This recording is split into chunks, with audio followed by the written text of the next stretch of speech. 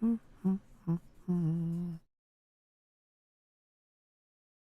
and 3 today. 3 and 2. Ugh.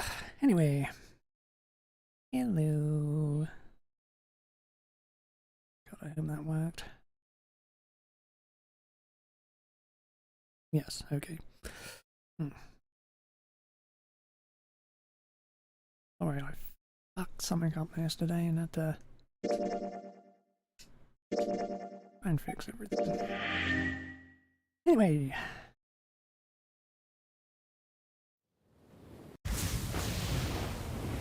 And I've seen all this before.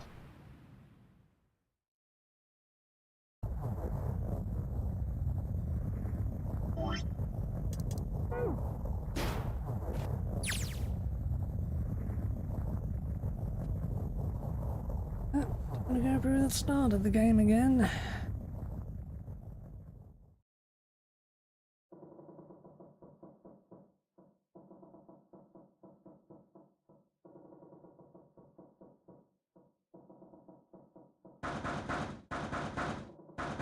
God, I can do it quickly.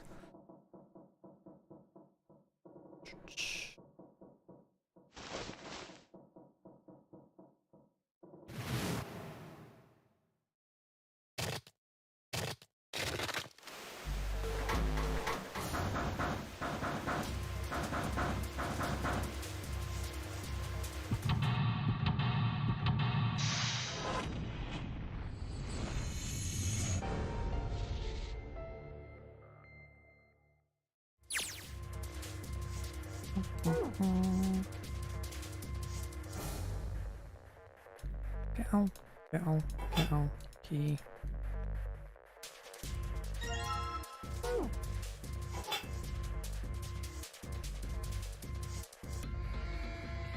Mirror, key.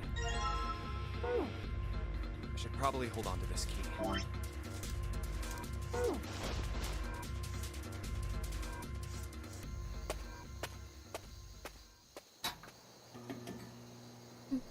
I can't remember how to do room 4 though.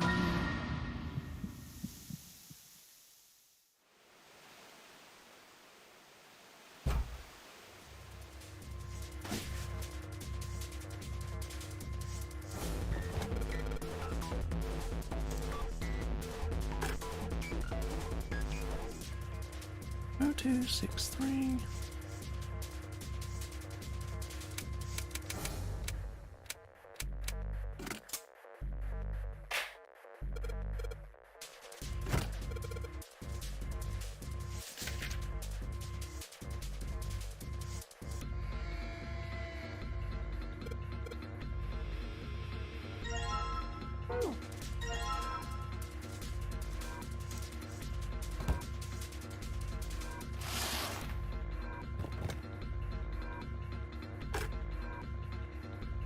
Oh, 8, 5.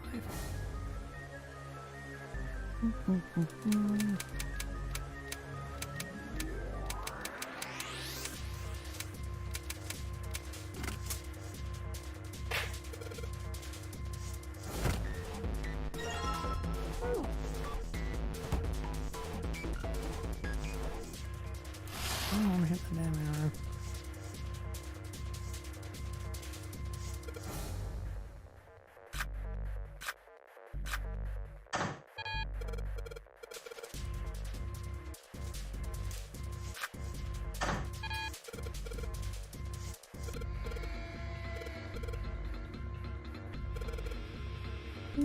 There, 167.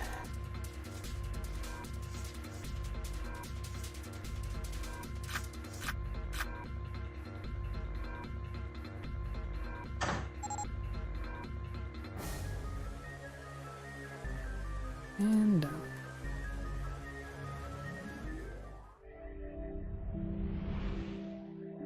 Right.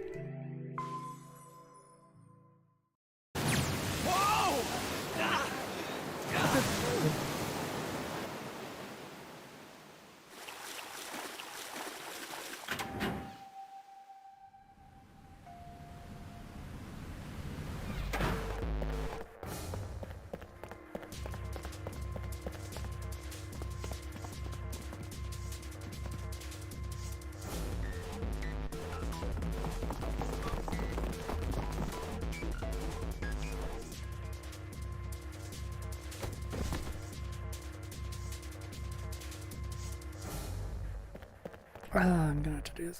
Plans to extending the knife ending, ending.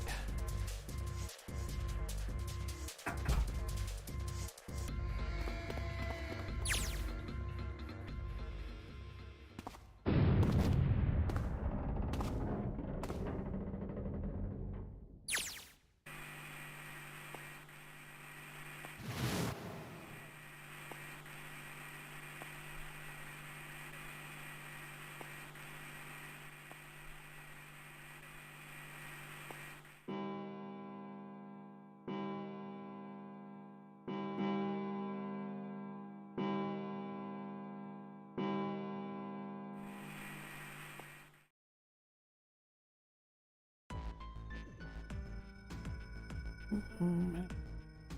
4, 3, 2.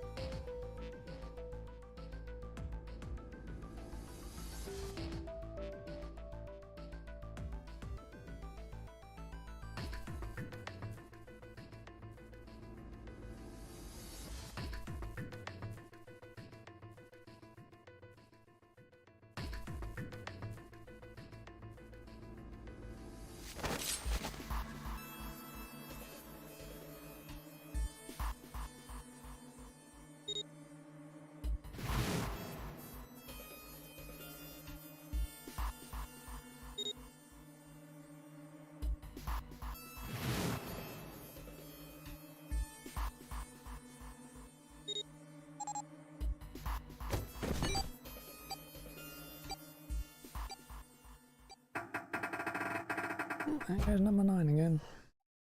Mm-hmm. Mm-hmm.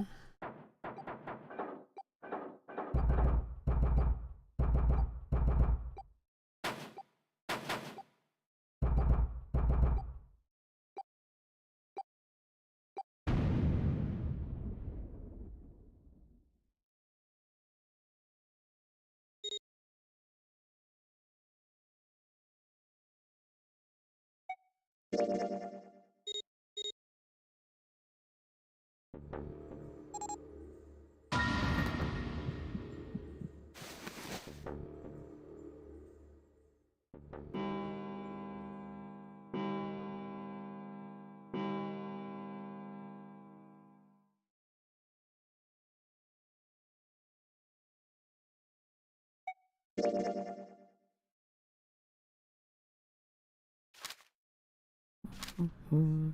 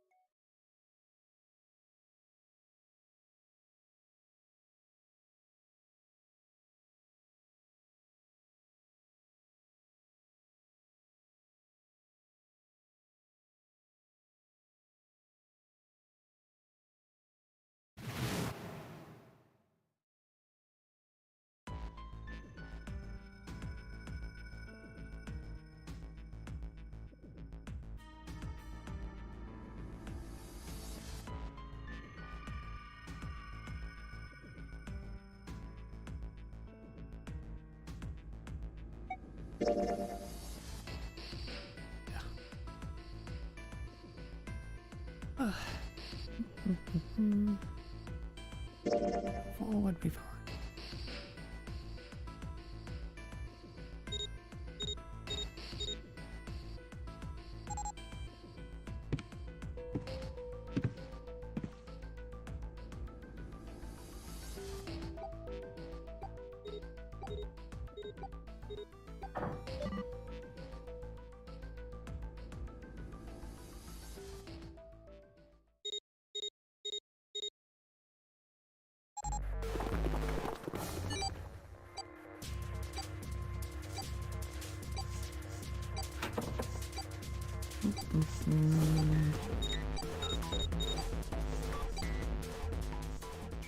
I really wish I could just pick where I wanted to start from on the flowchart. Oh well.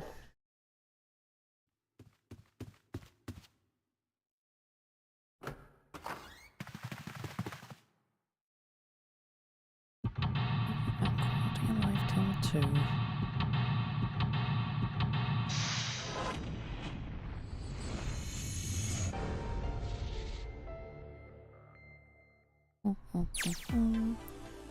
Health? What do I do this damn room?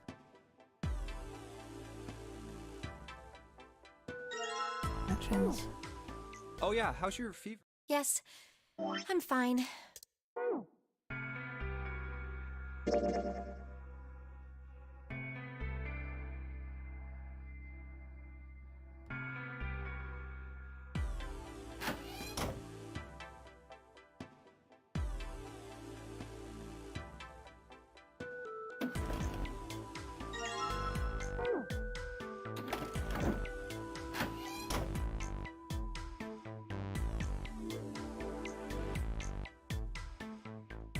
Just...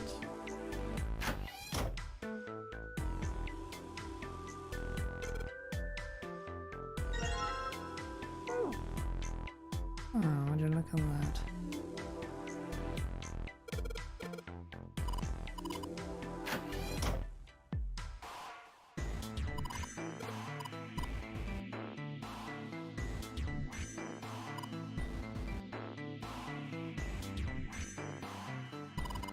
God fucking sake.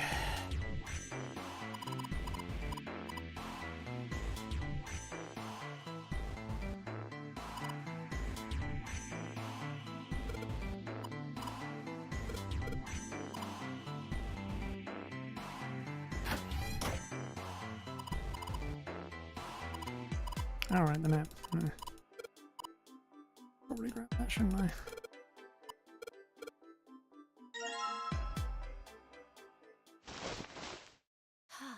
Must be one of those fancy cruise ships.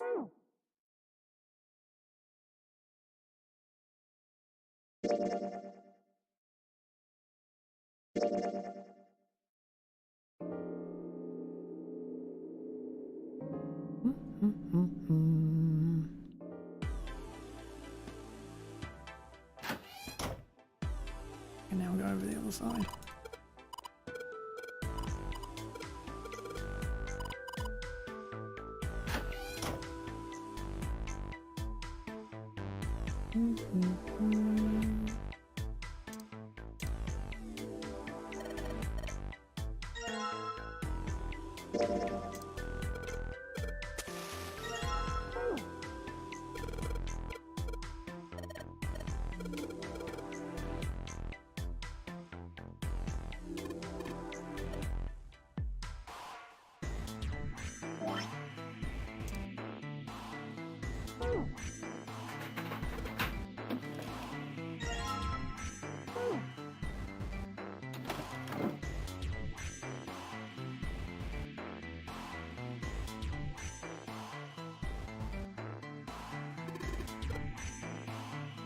Just like, I don't think I need that all over there.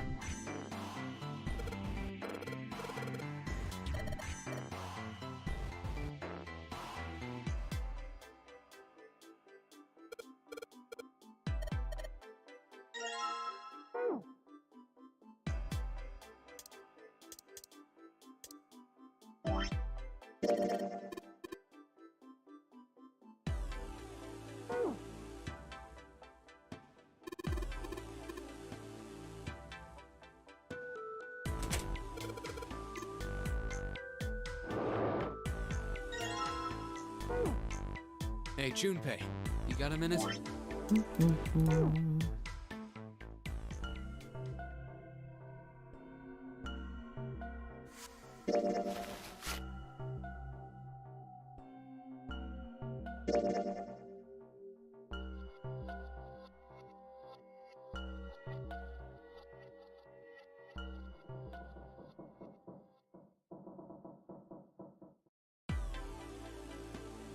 And... Final frame puzzle.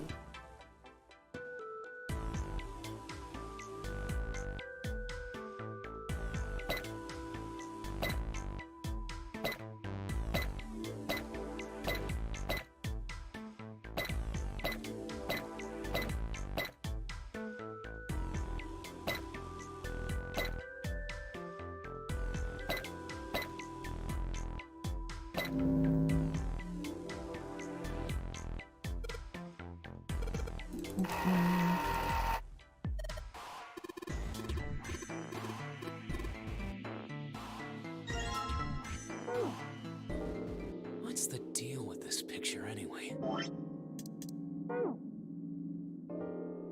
Ba-ba-ba-ba-ba.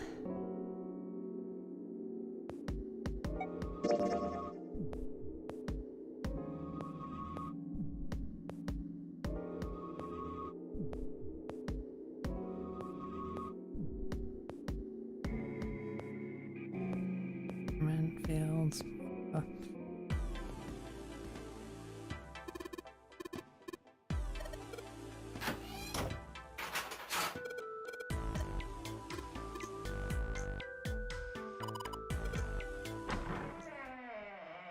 And out.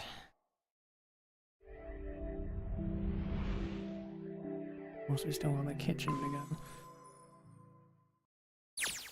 Ah, another hallway.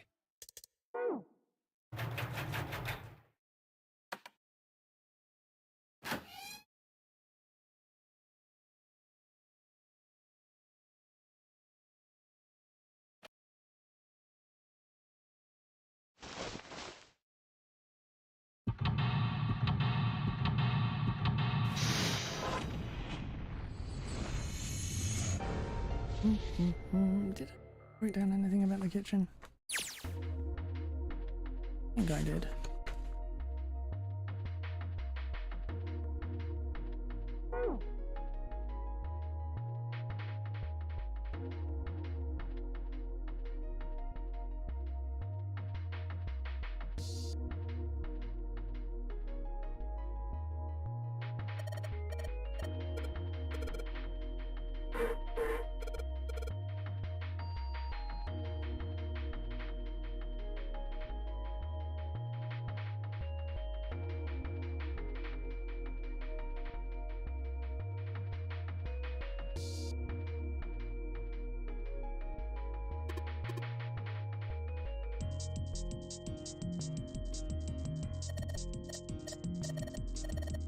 Stupid basic thing.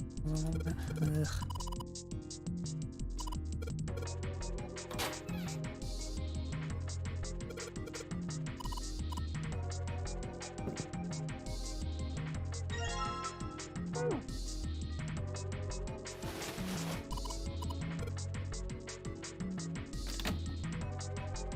A rusty knife?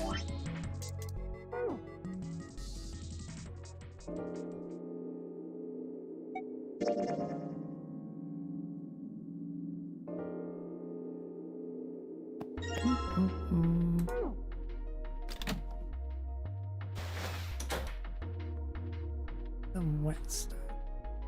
Sink, wasn't it? No. Okay.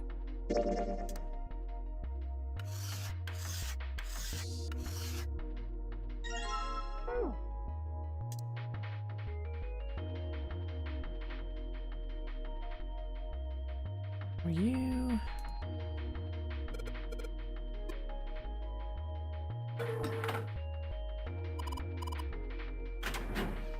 Oh, what is this? Are you blind? And we get trapped in here.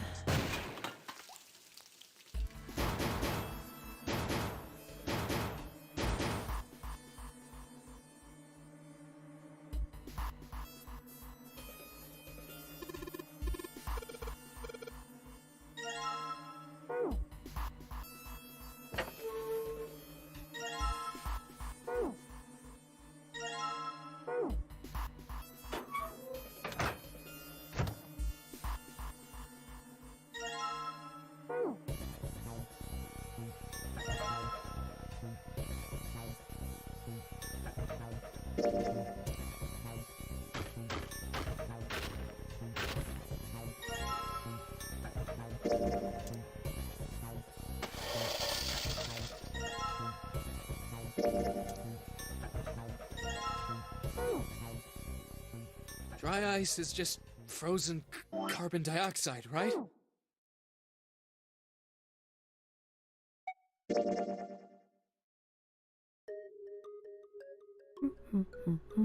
Ice 9.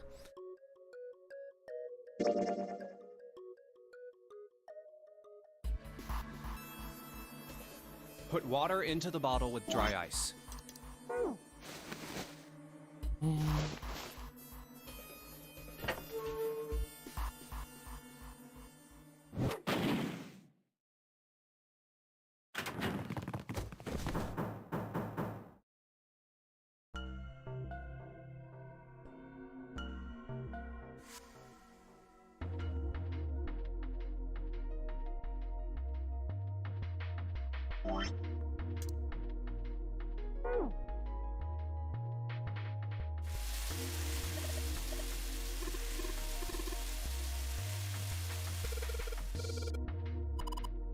Couldn't I just, like,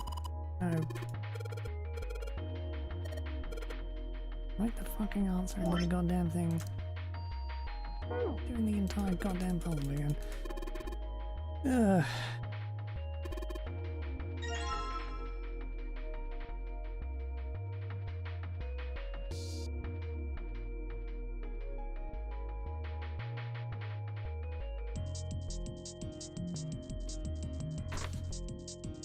Again, 12, 15, and 16. Yeah.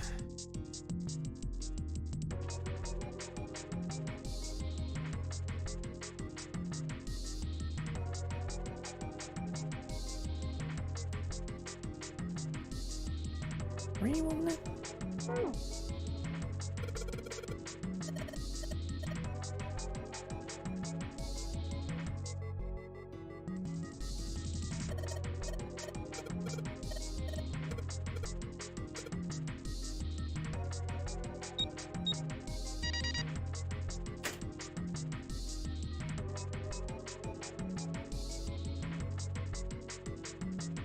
Probably could have just written it in right away, doing anything else.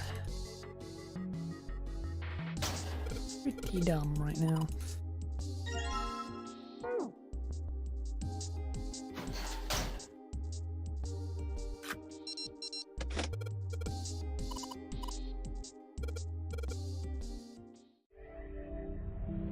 I have to go run one more time so it doesn't really matter that much. I think we've been here before. Right, now to get to the next door choice where we finally get something new to do.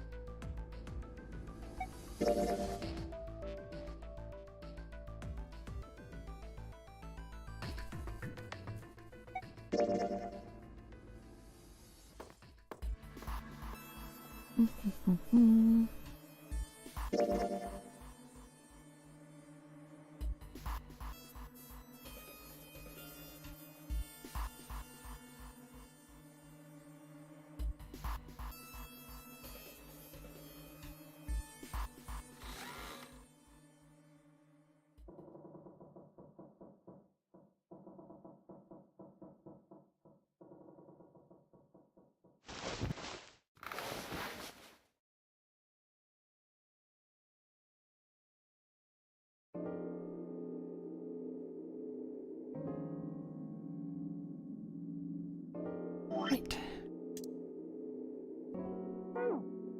Now, door 3. I want to go through door number 3. Nope, you can't. Huh? Why? Because it's impossible. If we split ourselves into 3 and 3, then we give up on going through door 3. Why? The bracelet numbers for the 6 of us are 3, 4, 5, 6, 7, 8. There are 2 combinations that can go through door 3 with 3 people. 3, 4, 5, or 6, 7, 8. That's it. Of course, 2 teams can't go through the same door. I see. That means one team would get left behind. That's right. That doesn't happen if we go through door 7 or 8? No, they're fine. We've got 3 options. Option A, have 3, 5, and 8 go through door 7, and 4, 6, 7 go through door 8. Option B, 4, 5, and 7 go through 7, and 3, 6, and 8 go through 8. Option C, 3, 6, and 7 go through 7, and 4, 5, and 8 get 8. Those are the only 3 options. That's it. At least if we want to get all 6 of us out of here. Wait. But that means 5 and 6 can never be on the same team. If we want all 6 of us to go through a door, then June and I can't go into the same one. Have you mulled it over enough, or do you need more time? Anyway, that's the deal, so think it over. You've got 2 choices, 7 or 8. You can't choose 3. If you choose 3, you're gonna be leaving 3 people behind to die. So what are you gonna do? 7 or 8? Time to choose. After thinking it over, his conclusion was... Sorry, Santa, but I still want to go through door 3. What? That's nuts! You've gotta be crazy! Why the hell are you so obsessed with that door? I'm just curious about door 3. That's all. That doesn't explain shit! I've got a reason. I'd be happy to explain it to you if you'll just come with me. I'm curious about the red. 7, would you mind authenticating for me? Why? Please, just do it. Happy? Yeah, thanks. The number 7 has been entered into the red. Next is June. Please touch the red just like 7 did. Jumpy, what are you trying to figure out? Ah, yep. I think I might have found another way out.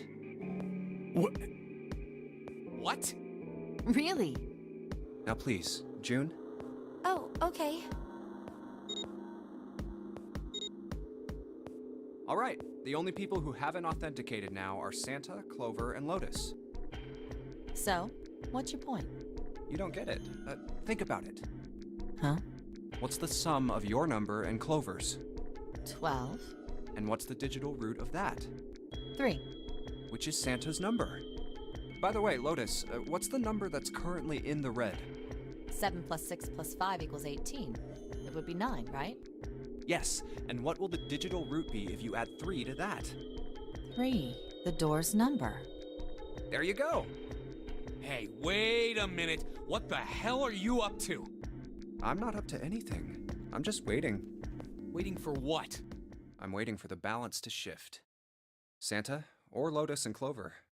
Once one of you moves, the others won't have a choice. So I'm waiting. You son of a bitch! You tricked us! And all that stuff you were going on about is all bullshit! Bullshit? Huh. I don't think so. Didn't I tell you I'd figured out another way to get out of here? This is it. Why the hell would you do something like this? Jumpy. You did this just so you could go through the same door as June. That's it?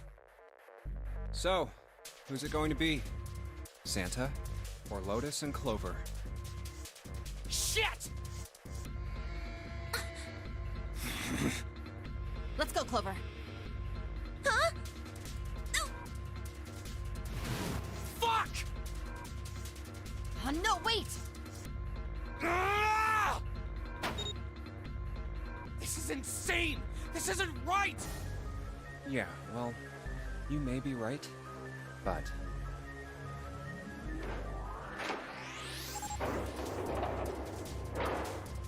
Go. No!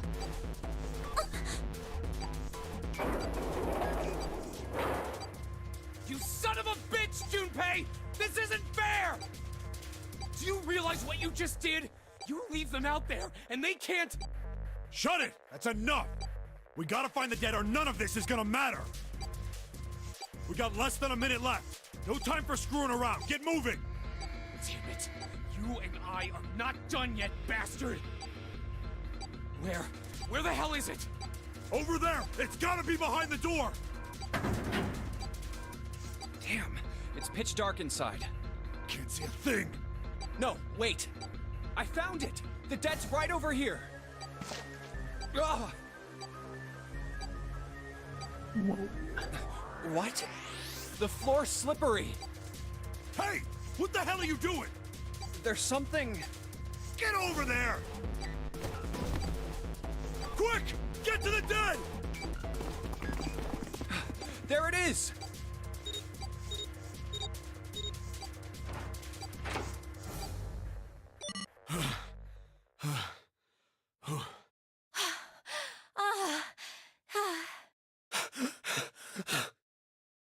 It stopped.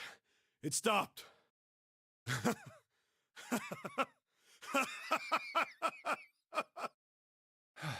I don't think I'll ever get used to doing this. What the... What the hell is this smell? This is vile. I'm gonna puke. Oh, you're right. Oh, this is... Let's get the lights on first. There's a switch over here.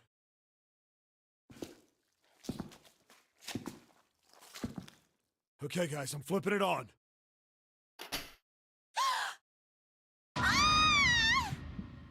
What? Hey, Oh, this is... Looks like an explosion. Just like the Ninth Man. The detonator in his bracelet set off the bomb in his gut. Oh god. The bone is coming out of his left arm. it's definitely an open fracture. The face is the worst. Yeah, you can't even tell who it is. But the clothes are... Is that... Snake? Oh my god. Why did this happen? No! No! No! No! Stop! Calm down.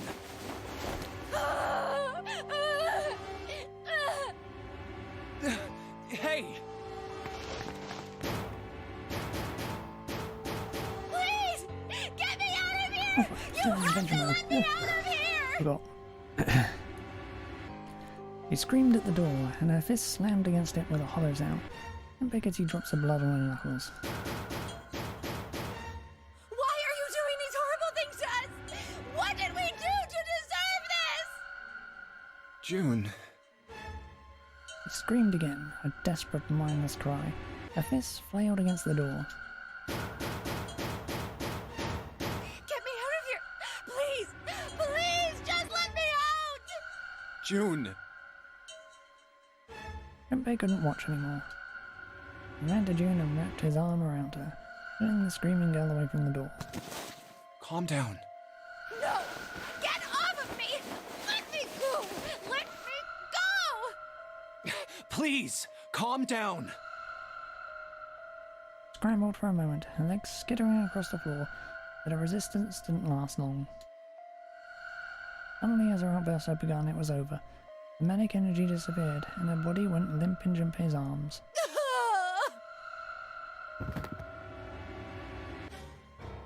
June collapsed toward the floor, and Junpei knelt down with her. Felt drops of something warm and wet. Was she crying? A moment later, she began to sob.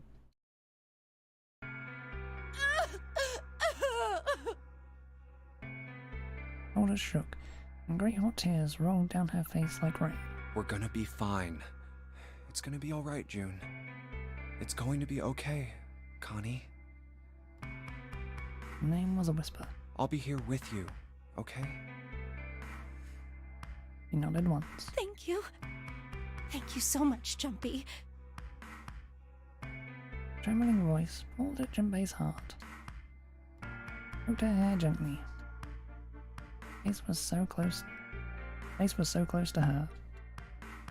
The scent of her hair was nostalgic. Do you feel better? Yes, but I'd like to stay here.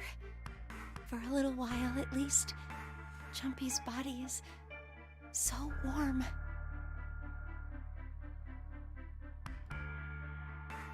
Several minutes passed before June's tears had dried. Junpei stood up, bent down, put his arm under June's, and helped her to her feet. He didn't speak. Neither did Seven or Santa. The person was dead. They had died in that room in a terrible way. Junpei knew there was no way he could make himself forget that. There was no way any of them could forget that. Could forget it. That morning would do no good. They spread out to search the room. Each felt as if their heart was made of lead. We better get to it.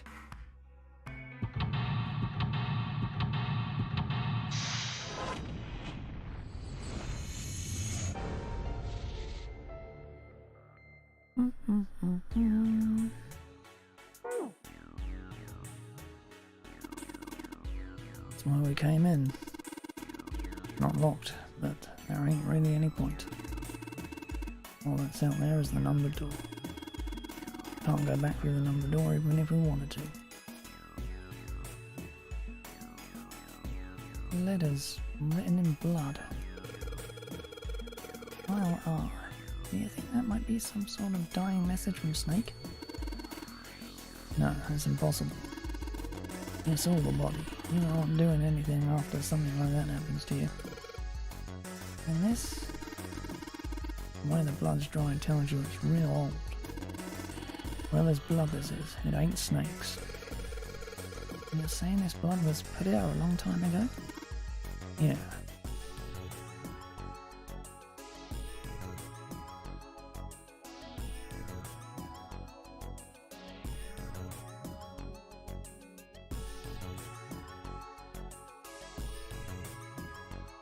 Right, let's see if anything happens when I turn you. But nothing. Not even a drop. That clogged?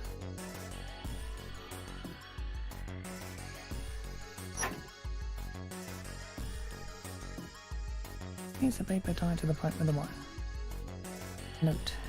Notice. Drainage valve operation. Please do not flush the water in these pipes. Doing so may cause the drain to overflow.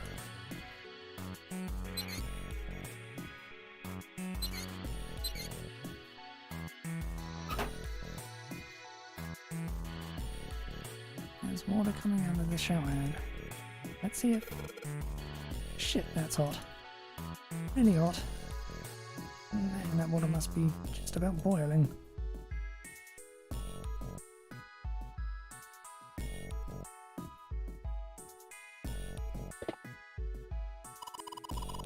Looks like a card. Like a key card. Wonder if we can get to it somehow. Don't think so. Too deep. Can't reach it.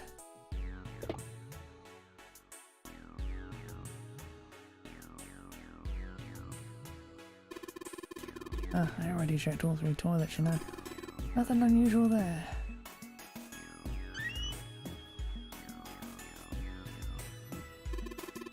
Nothing in the toilet. There was, that would be gross.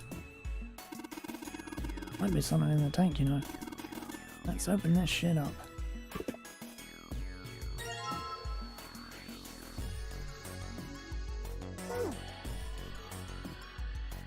Hey, where the red cardboard? I think's that.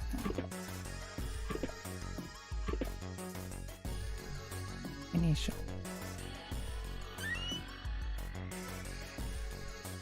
Find the one that separates the toilet.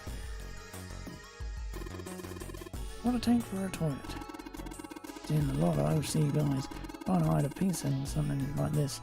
Usually for a 187 or something. Guess they think it's clever.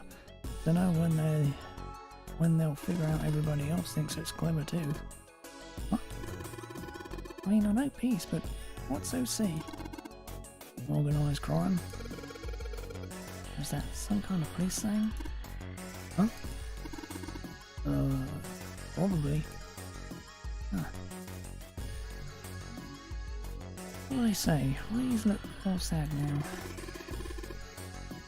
It's not very important right now, guys. Just check it out, alright?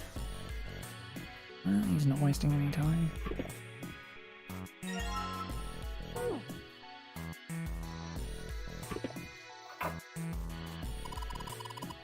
What do you think this is? Looks like tar. Kinda sticky. Don't think we can wipe it off. Can't just pour in some water or it's gonna help much either. What about hot water?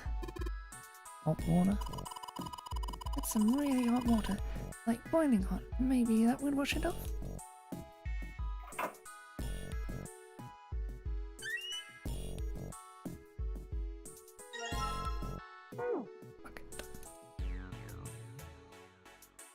Junpei reached for the broom, and as he grabbed it, he heard a soft voice from behind him. It was June. The rabbit hutch. Huh? Turned around.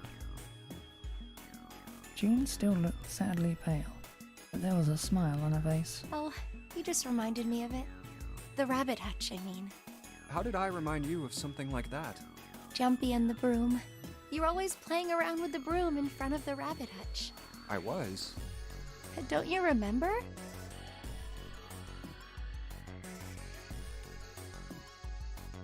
Junpei stared at the broom in his hand. You mean you don't remember that summer either?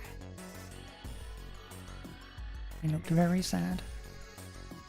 Shook his head. Of course I remember. How could I forget something like that? It was terrible.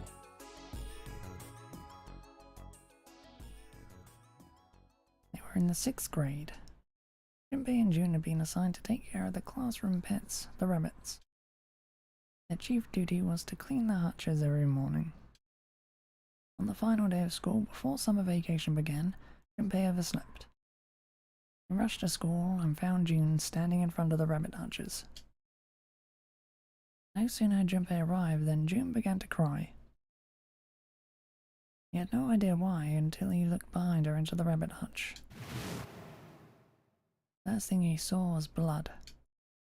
The hutch was filled with the dead bodies of the rabbits. Even after their teachers and friends came to see what the commotion was, June couldn't stop crying. I just kept crying and crying until you came over. You held my hand, and you looked very serious, and you said, "Don't cry. I'm gonna catch the person who did this." After you told me that, I finally stopped crying. Well, the real fun started after you quit crying. You told me we were going to catch the killer together. June smiled, and a little of the flush of life returned to her cheeks. Then we decided that we'd ambush them. Yeah, I remember. School also kept roosters. The school also kept roosters and guinea pigs. Junpei and June had decided the murderer would likely return to finish off the rest of the animals. They would ambush the killer at night. Junpei and June hid behind the hutch at dusk and waited.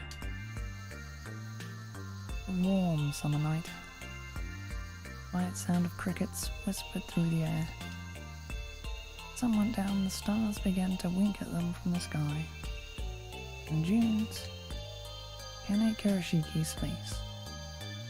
That night was something Junpei knew he would never forget as long as he lived. But the murderer never showed up. We waited for them all summer vacation, and they never showed up. Yeah, but the animals didn't get attacked either. I think all that work amounted to something, you know? He felt the same way, but it was good to hear her say it. Although, you know, if you think about it, we were probably taking on a lot more than we could handle. What do you mean? He looked up at him, confused. Oh, come on, we were just kids. If whoever killed the rabbits had actually showed up, they probably would have had a knife or something. I mean, you must have been pretty worried, right? I wasn't worried. Because you were there with me. He blushed furiously. But you know, no one else wanted to take care of the animals. Clearly embarrassed, she tried desperately to change the subject. I was the only one who asked to do it at first. Yeah, well, boys don't really want to bother with taking care of animals, you know? Well, yeah, but you asked to do it after I did, didn't you? If it wasn't the rabbits, they were gonna make me do something else. You know how that school was. I figured it'd be better if I was working with somebody who wasn't too much of a loudmouth, right? Somebody who wasn't gonna tell on me if I felt like blowing it off. Really? That's why you volunteered? Yeah, it is. Nodded quickly, and much too earnestly, and then quickly looked away at something very important. Really? Of course. That hadn't been the reason, of course. He had asked to take care of the rabbits so that he could be near June. But it had been so long ago, he couldn't bring himself to tell her how he'd felt back then. It would be embarrassing. Took a good breath to clear his head, tossed the broom up, and then snatched it out of the air. Well, we don't really have time to be walking down memory lane like this, you know? We've got to figure out a way out of this room. Otherwise... Yes. I'm gonna look over there. June nodded curtly, then turned and walked away. I should get back to it myself. Ah! That's right. The pool of blood. Junpei turned around and looked at the room. That snake's body. Chunks of flesh and organs still lay on the floor. Going on and on about old times right next to a corpse? What were we doing? Well, maybe it was because we're in this mess. Like such a situation, or perhaps because of it, the mind turned to the furthest thing from death that it could find. Still, Junpei couldn't help but feel a twinge of guilt at wanting so desperately to live when Snake lay dead before him. I have to survive, no matter the cost. I need to make sure she gets out too. As he stared at the clumps of blackened flesh, all Junpei could think of was how much he wanted to live.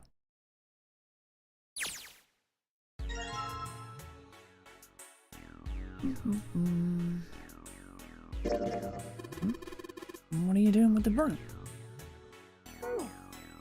Fucking question. Thick pipe that stretches across the floor.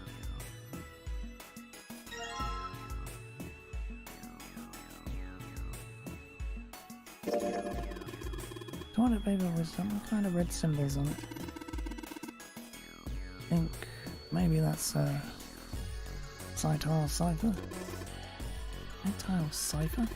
What the hell is that? You wrap a piece of paper around a stick and then write several sentences on it. so then the whole paper is filled up. Then you unwrap the paper and you can tell what the original message was, right? That's how it works, more or less. And to decipher, you gotta have a stick that's the same diameter as the original one. Same diameter as the original one, huh? Yeah. Then you just wrap the paper around the stick and you can read the code.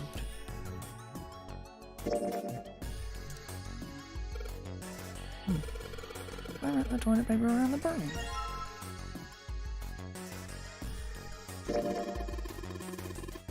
Ah, so you wrap the toilet paper around the broom, huh?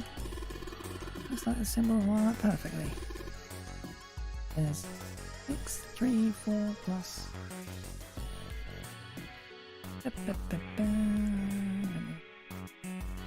Only gonna be in around the.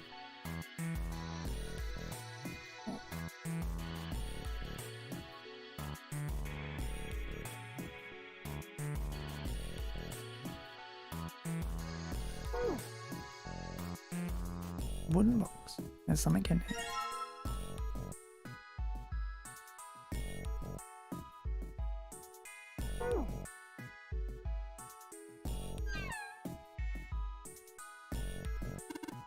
Wait, you don't really think we're supposed to use the luminol here, do you? It does seem kind of weird to use it here.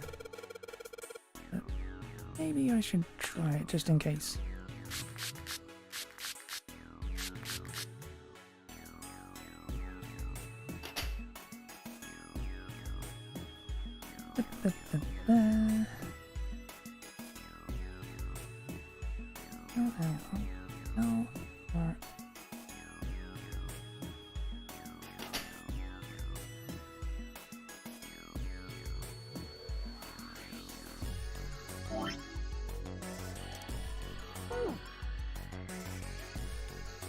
Oh, I know that really, really hot water comes out of that shower. We'll just leave it alone for now, then. Okay.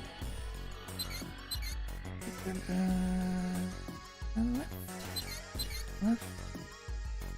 Right. Left. Well, I did what it said on the wall. I wonder if it actually did anything. Hey, this drain's acting up. What the hell did you do? Mess with the valves a little. Nothing big.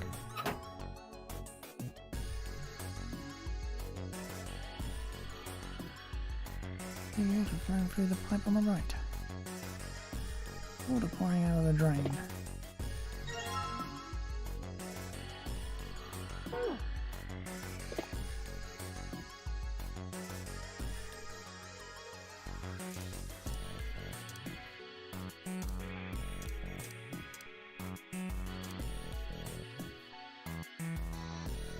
Maybe I can use the shower head to fill the bucket with hot water.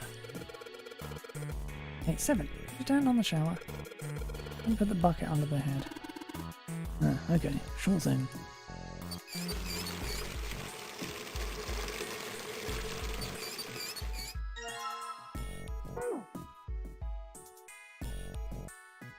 I think that looks like tar inside the toilet bowl. Flush the hot water from the bucket, that should clean it up.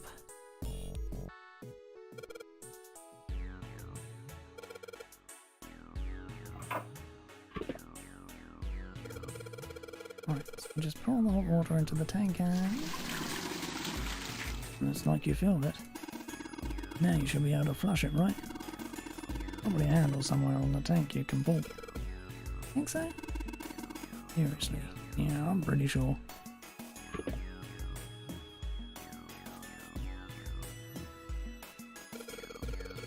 Now let's flush the hot water.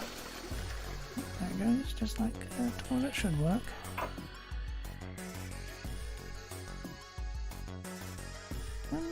Eight,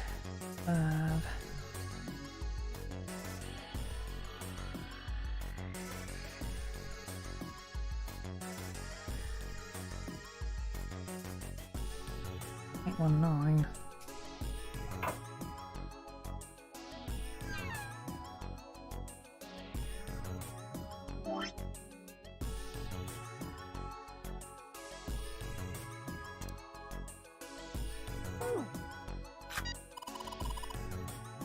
The red light's on, Jumpy.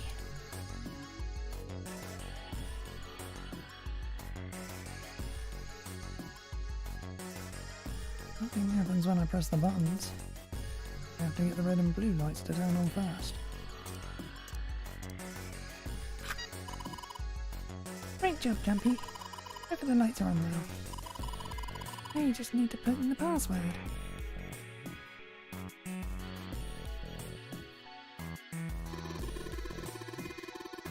If lights are on, we should be able to enter the password now.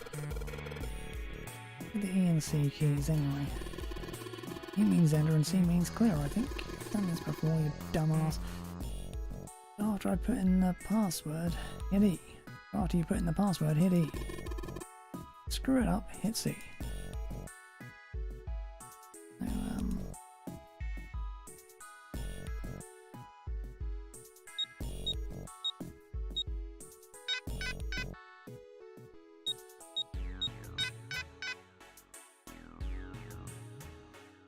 Now,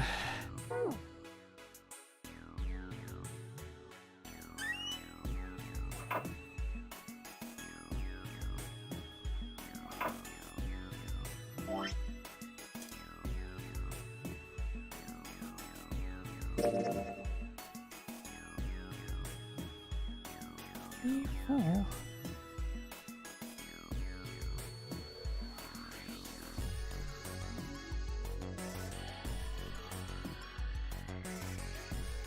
That'll be 819.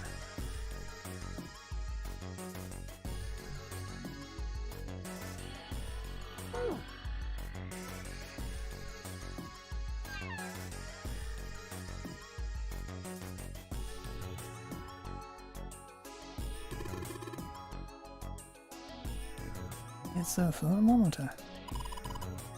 Can you get it off? No, it's screwed on the wall. Thermometer. Attached to the wall pretty good. With screw. Hey, Junpei. You know why thermometers only go up to 107 degrees Fahrenheit? No, I can't say I ever thought about that. At 107 degrees, the cells in the human body start to die, and the organs begin to shut down. The proteins in your cells start to harden. It's like when you hard-boil an egg. Even if you cool it down afterwards, it won't go back to being a raw egg. In other words, it's dead. That's why thermometers don't go past 107. There's no point. Oh yeah? But it's pretty rare for a fever to get that high. Even viruses and stuff don't usually drive the body temperature up to 107. Of course, there are other external things that could. Like what? Well, let's see. Something like getting locked in a sauna. Or getting thrown into an incinerator and burnt to death. Yeah, I guess that would get a little hotter than 107 degrees Fahrenheit. All right, I got it! Huh? What's up? Nothing. Forget about it. What was that all about?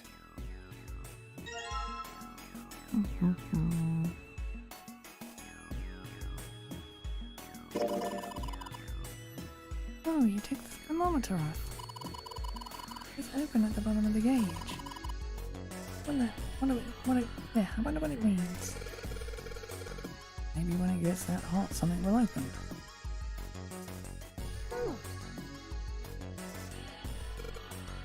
Yeah. If you get this hot water on the thermometer, then maybe... Right, thermometer, let's get this party started.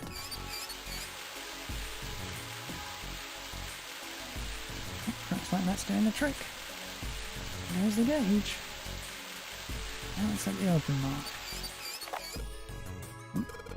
Huh? It opened. What's this? There's a piece of paper in here.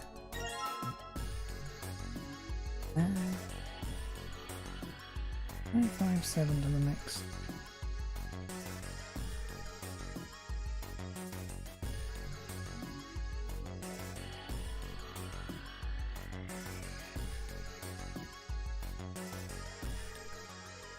What do you say?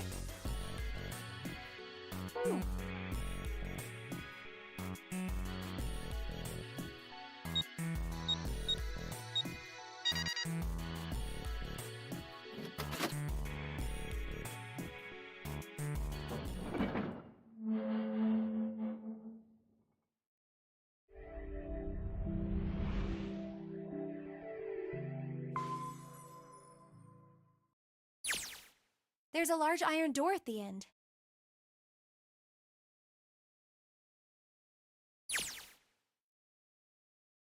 Outside of the shower room was a hallway that extended off to the left and right. Let's take a look. They moved a few steps towards the door when Junpei heard the sound of metal on metal. Huh? They turned around. Seven was doing something to the door in the shower room. What are you doing, Seven? Well, I figure maybe we might want to come back here sometime. So, I stuck the broom in there to keep the door from shutting. Alright, let's go. And he stood up and began walking down the hallway. He brushed past Junpei and kept going. After a moment, the rest of them followed him. Before long, they found themselves at the large iron door. They had only been there for a moment when June spoke up. Jumpy, look! He turned. There on the right side of the hallway was a piece of paper attached to the wall. What's up? What's that on the wall there? Oh, I think it's Junpei ran over and peeled it off. a map of the ship's interior? It says C deck. So it's the map for this floor then. We'll have time to study it later. Let's keep going for now. Junpei folded the map and stuffed it into his pocket. Back at the door, the four of them lined up in front of it. And a step forward, grabbed hold of the door, and turned to look back at the rest of them. Ready? I'm gonna open it. They nodded. Nanda nodded back, then threw the door open.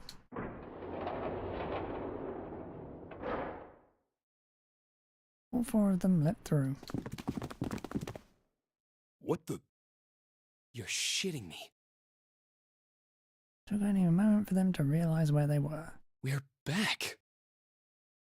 They had been there only a short time ago. It was the large hospital room filled with countless beds. Lotus and Clover looked up as they entered. Ace was there as well, although he looked as though he had only just woken up. Clover! Lotus! And Ace! I'm glad you're all okay. Lotus? What are you... The moment they spotted Junpei, Lotus and Clover headed straight for him. As she neared him, Lotus drew back her hand and slapped him open-palmed across the face.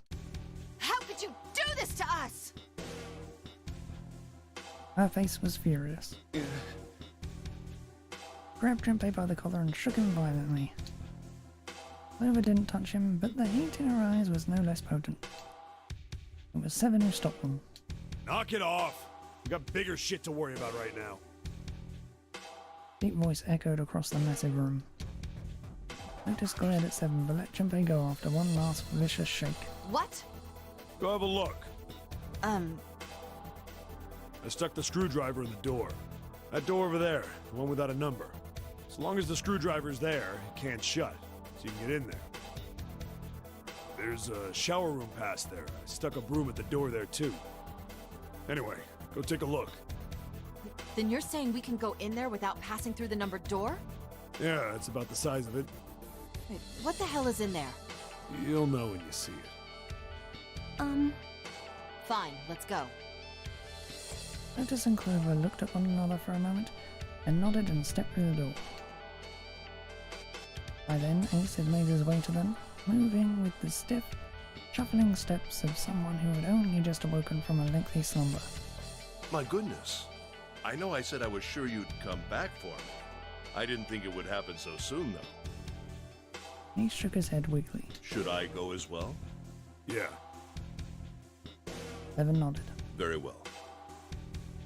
Ace followed Lotus and Clover with his stiff, tired gait.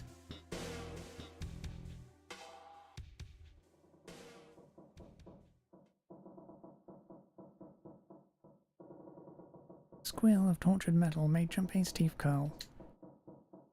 Sounded like the noise a ghost would make. No matter how many times he heard it, he never got used to it. Every time it put him on edge. It didn't help that there was a girl nearby who looked far more like a ghost than a living human should. It was Clover. Sat on the edge of the bed, her head drooping listlessly onto her chest. Her eyes were blank and stared across the room at nothing. Her breathing was slow and mechanical. Aside from the rise and fall of her chest, she didn't move. Junpei felt as if even a nudge might cause her to shatter into 1,000 pieces. Snake was probably murdered. Chances are he was killed the same way the Ninth Man was. Seven lowered his voice, likely in an effort to keep Clover from hearing what he had to say. There were 4 other people in the room with Junpei and Seven. Ace, Santa, June, and Lotus. Seven looked at each one of them in turn and continued. It's pretty straightforward. Not that hard to figure out how they did it. First, the killers got Snake to authenticate on the red to open door 3. Then they shoved him into it, alone, and waited 9 seconds for the door to shut. Once that door shut, it was all over for Snake. But he didn't give up. He probably knew it wouldn't do him any good, but he probably ran into the shower room looking for the dead. It was a small chance, but it wasn't like he had anything to lose. Unfortunately, it didn't work. The detonator is only deactivated if everybody who authenticated when they went in uses the dead.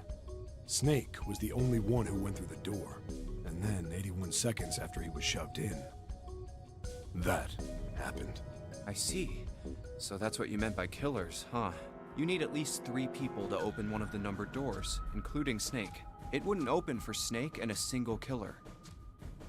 Yeah, that means we're looking at multiple perps here. Junpei crossed his arms and grunted. Well, just in case, I want to make sure. Let's say you're right. When do you think Snake was killed? When we all split up to look for the parts for the Reds, I think. Right after that was when we noticed he was gone. Then that means none of us have alibis. We were all off searching the rooms we'd been assigned, looking for those parts. Yeah, that means anybody could be a killer. Wait a minute. What are you talking about? June seemed shocked. How can you say that so casually? You're implying that one of us is a killer. Well, not just one of us. If I'm right, then at least 2 of us are murderers. Why don't you calm down a bit, Seven? What are you going to gain by being so suspicious? That's what Zero wants, you know? What Zero wants? Exactly. This game was set up by Zero, wasn't it? Any game has a winner and loser. Whoever makes it through door 9 is a winner, and those who don't are the losers. Zero is trying to make us fight against one another for that victory. Then you're saying that Zero is trying to split us up by making us fight each other? Yes. That is why we can't let ourselves fall prey to suspicion. We have to trust one another and form a strong bond of friendship. Otherwise, we'll end up ensnared by Zero's manipulations. And out last time, you already are, Ace. Then does that mean that the person who killed Snake... Yes. Almost certainly Zero himself. If there's anyone we should doubt, it should be Zero. He masterminded this game and kidnapped all of us. Doesn't it seem reasonable that he would have killed Snake as well? Good question. Junpei hadn't really considered that. If Zero killed Snake, then Zero is on the ship with us.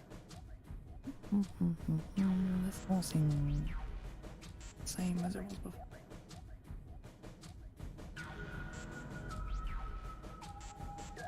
It is.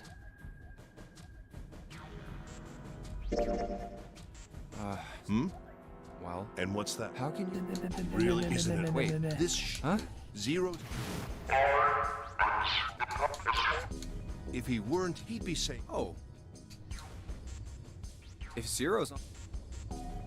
Same, but I keep thinking there's gonna be something new because we haven't gone through doors 7 or 8. I think Zero, one of us. One of us.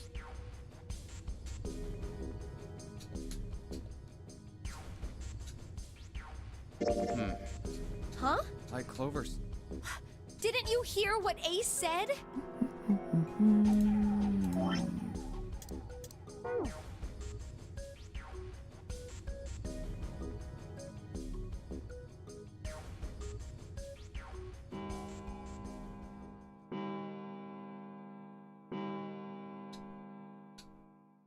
Well, It's 3 in the morning.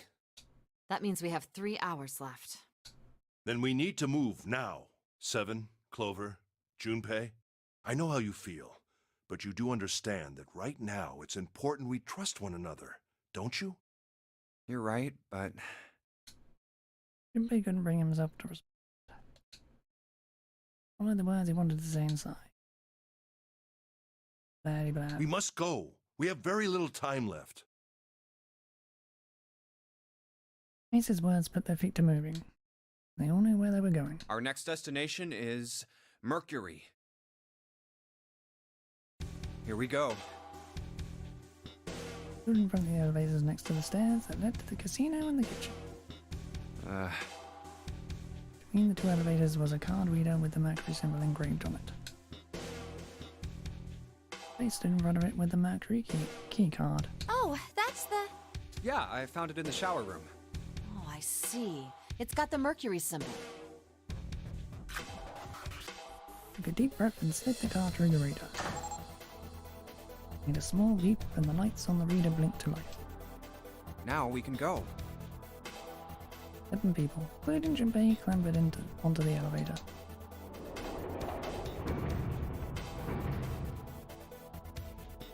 Looks like there's only 2 floor buttons working. C and bottom. The rest were destroyed or did nothing when pushed. Time to head down then. Junpei hit the bottom one. Door closed. Slowly they began to move downward. Sometime later, 7 of them stepped off the elevator and onto the bottom deck. They stepped off and saw that the hallway to their right ended somewhere between 20 and 25 feet from them. The hallway in front of them was a dead end. But not a regular dead end. This is a numbered door. Yeah, it's door 2. Immediately they began to discuss who would go through it. So who should go through the door this time? We don't need to be discussing who we're leaving behind this time, right? Right. It's set up so we'll be able to meet up again once we get through the numbered doors. Then there's no need for arguments at this point. We should figure out who's going in first. Very well. Would anyone like to volunteer? I'll do it. First to speak up was 7. I'll go too. And I suppose I need to go too then. Junpei followed suit, which meant Lotus was by default the 3rd member. 5 plus 7 plus 8 equals 20. 2 plus 0 is 2.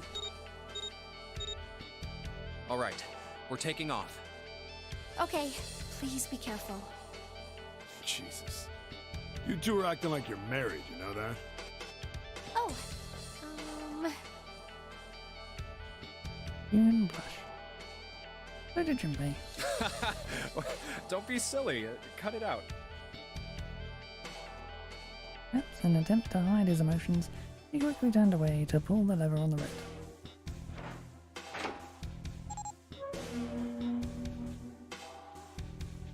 The door opened. As they'd come to expect, there appeared to be a short hallway on the other side. All right, let's go. Lotus was the first through the door. Yeah. Let's do this.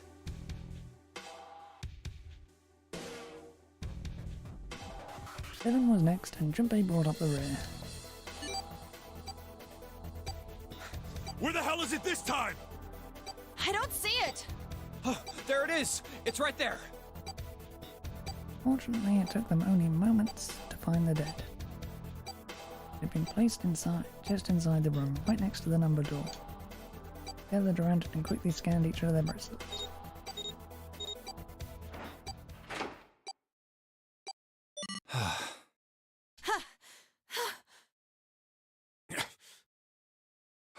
stopped. Huh.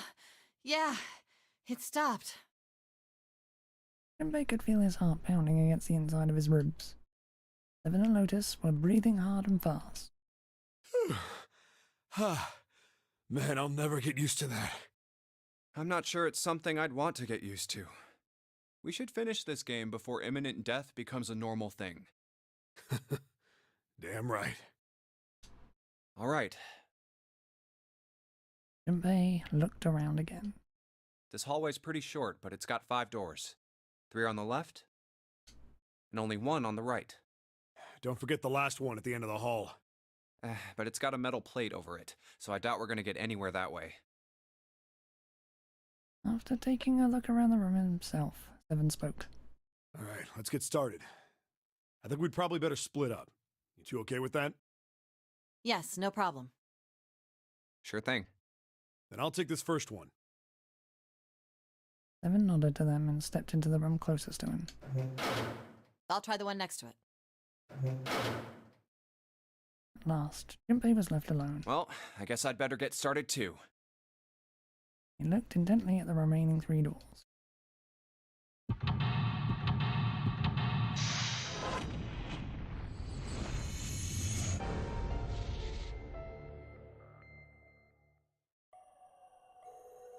And this makes all 8 rooms done.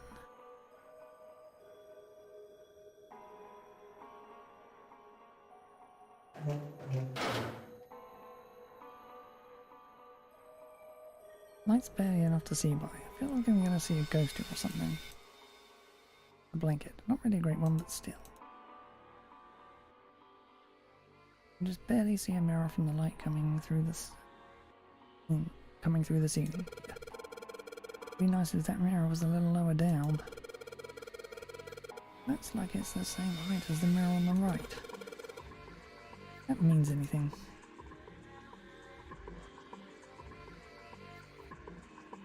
Pink, but there's no light shining on it. Hard to be sure because it's so dark here, but I don't think there's anything going on with its ink. Plus it is too hard to turn.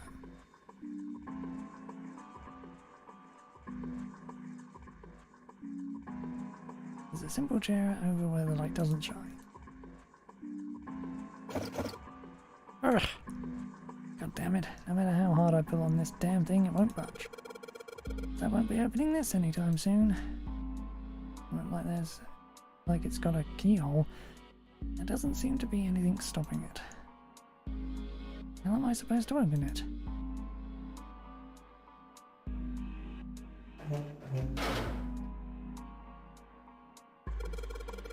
There's a door in the back. Look where it goes. I thought of that, and I tried a couple things, but yeah, same result. Guess Seven wasn't about to do anything. Well. There's a bunch of tiles on the door that spell out emergency.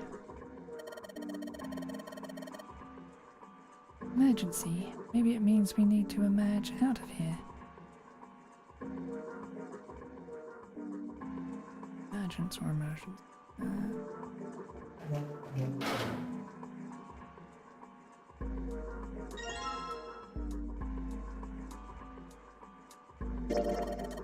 Oh, it looks like a towel. I have to wonder if the design means anything, though. Maybe you should consider what the design might be. Perhaps that'll give us a hint.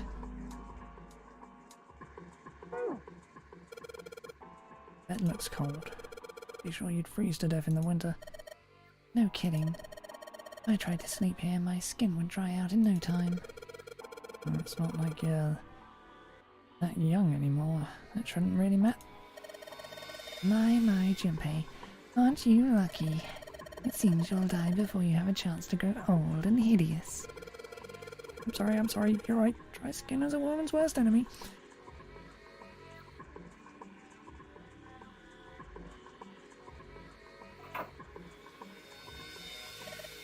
A moon. A filthy, disgusting moon. It's pretty filthy, but it's a precious hint. Let's remember it, alright? It seems pretty old. Phew. How the hell can you touch that? It's horrible. Not like I've got a choice, do I? Not like I want to. This toilet is disgusting. You don't expect me to touch that thing, do you? If you don't want to, then I'll do it, alright? Hanging from the wall. Well, if we're pulling the string, then it must be a toilet that flushes.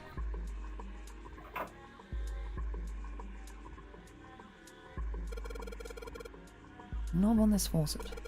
No knob on this faucet, but no way we can get the water out of it like this. We can find a knob or something that'll work as one, and we should be able to get water to come out of this thing.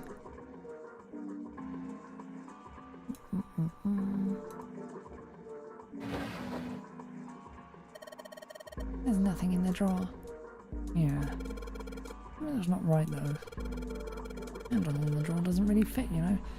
It looks messy. Why don't you take it out?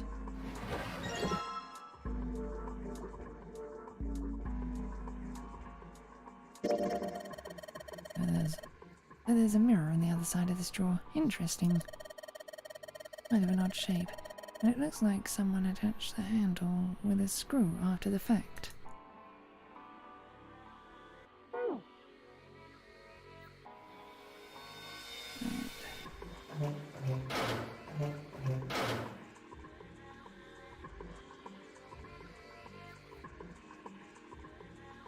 Teddy blanket on the bed.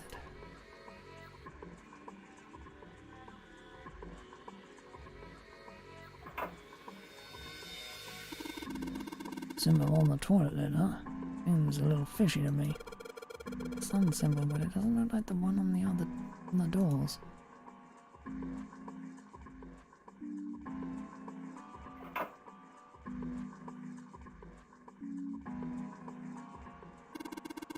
There's a little tire in the drain. We're gonna be able to pull it out there. Out of there.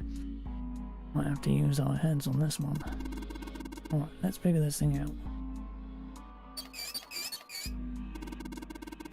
It's like the water doesn't work. And how much 7 turns this thing, no water's coming out. Would have been shut off from somewhere else?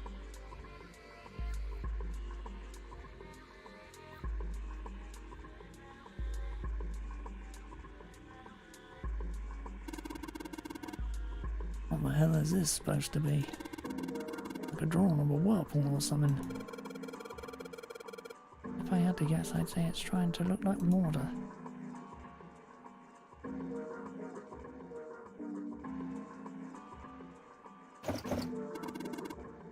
Oh, what the hell? Not opening.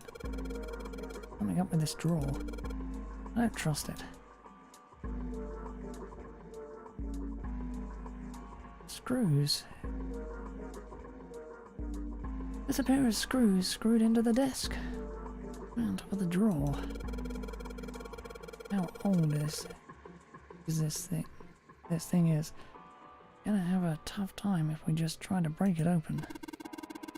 Probably gonna be a pain. I think we need to figure out a way to get those screws off.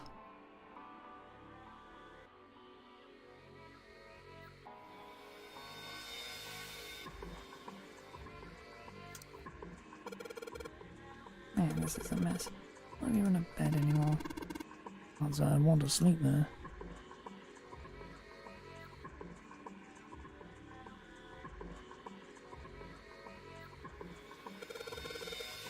Toilet paper tube, huh? Seriously doubt I'm gonna need this for anything. Well, this part is thinner than the rest. It doesn't really look like it's part of the rest of the thing. What feels loose? Maybe if I give it a couple of turns. Here we go.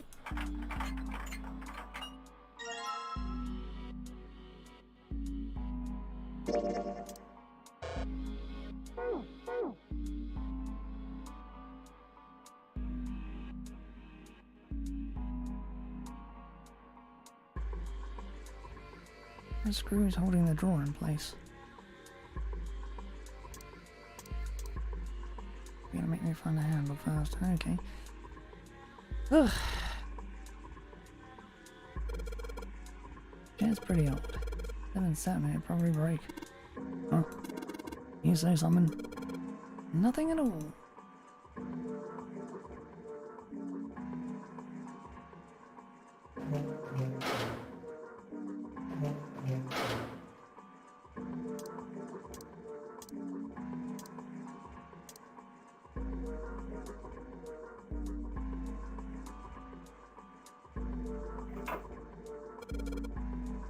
What is this? 14 equals E.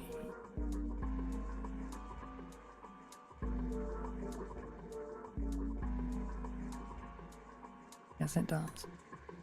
Probably means that 14 somewhere represents an E, but I don't know what 14 that would be. Hexadecimal again. Like a dirty toilet, but it's too dark to tell. Toilet paper. Still wet enough for me to know what it is even in the dark. Nothing out of the ordinary about it.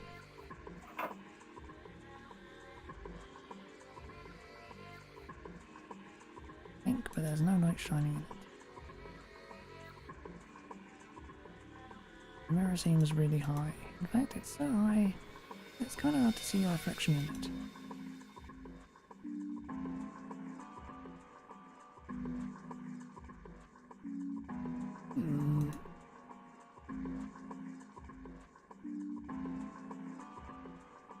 This gets old and rusty.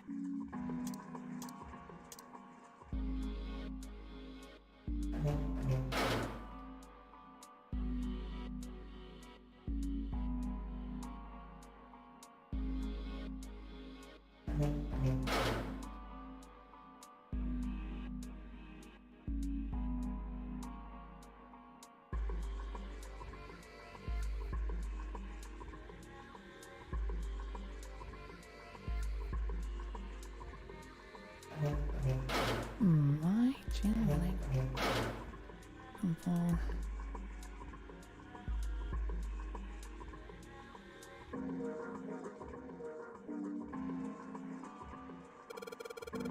hey, this handle's pretty loose. Loose? Think it will come off if you pull on it. Fell off. Look at this. That handle doesn't really fit on the string. Maybe it wasn't meant to be attached to it. If I just stick this metal rod into the handle.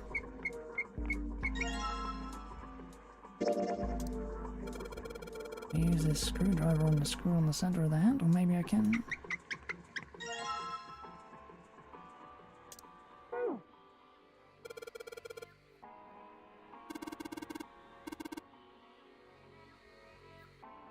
Please click on what I'm clicking on for a change.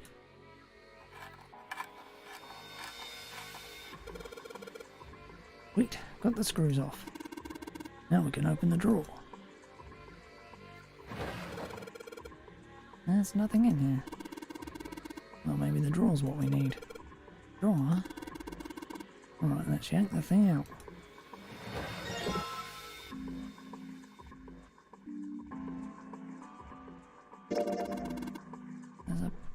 There's a bump on the back. What it's for? Maybe there's a hole somewhere and these bumps line up with it. And trigger a hidden switch or something. Hey, we've seen weirder stuff. Doesn't seem that far-fetched.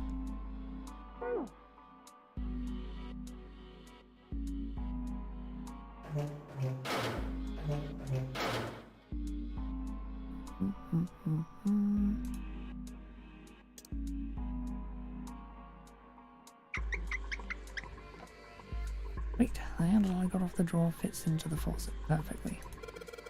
I can turn the water on. Junpei, what are you doing? Pretty obvious, isn't it? I'm running the water. You can see that. Asking you why you're just letting it run like that. Think about it, Lotus. This faucet didn't have a knob when you found it, right? What do you mean? Just watch. Anytime now. Hey, water's filling up. Doesn't that just mean the pipes are clogged? Let's turn it off for now. So, did anything change? The water stopped flowing. Thank you, Mr. Obvious. Jimpy, I'm leaving this one to you, alright? The drain clogged? Looks like a lot of the water isn't draining out of the sink.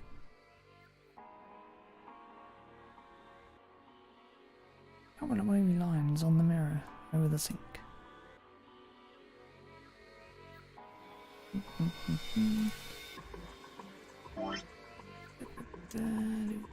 You in here, maybe?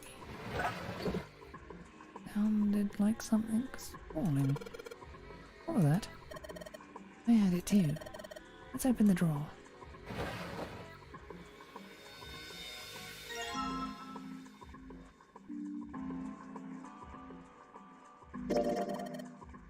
What is this tile for? Red, blue, grey, several lines in each colour. What does it mean? Guess it's as good as mine.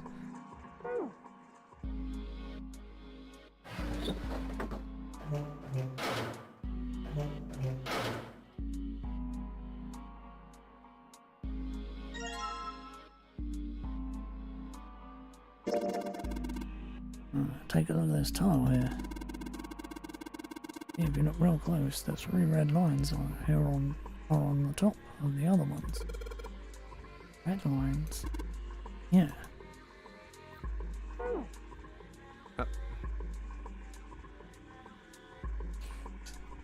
Junpei put the wet tile into his pocket. He was about to turn away when there was a noise behind him. What the? Turned around to see Seven kneeling on the floor. His face was rigid and pale. Droplets of sweat covered his forehead. Hey, what's going on? Are you okay, man? You're sweating like crazy. Are you all right? Was concerned. He'd never seen Seven like this before. Slowly the other man lifted himself to his feet on shaky legs.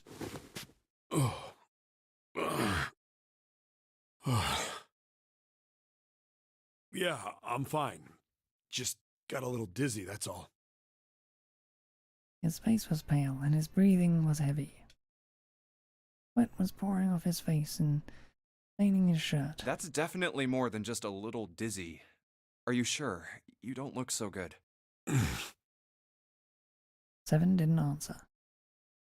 Half of his face was twisted, as if distorted by extreme pain, and his eyes were glazed. Finally, he spoke. What am I doing here? Huh? Words made no sense. What are you talking about? We opened the number 2 door and walked in here. Don't tell me you forgot. No, that's not what I mean.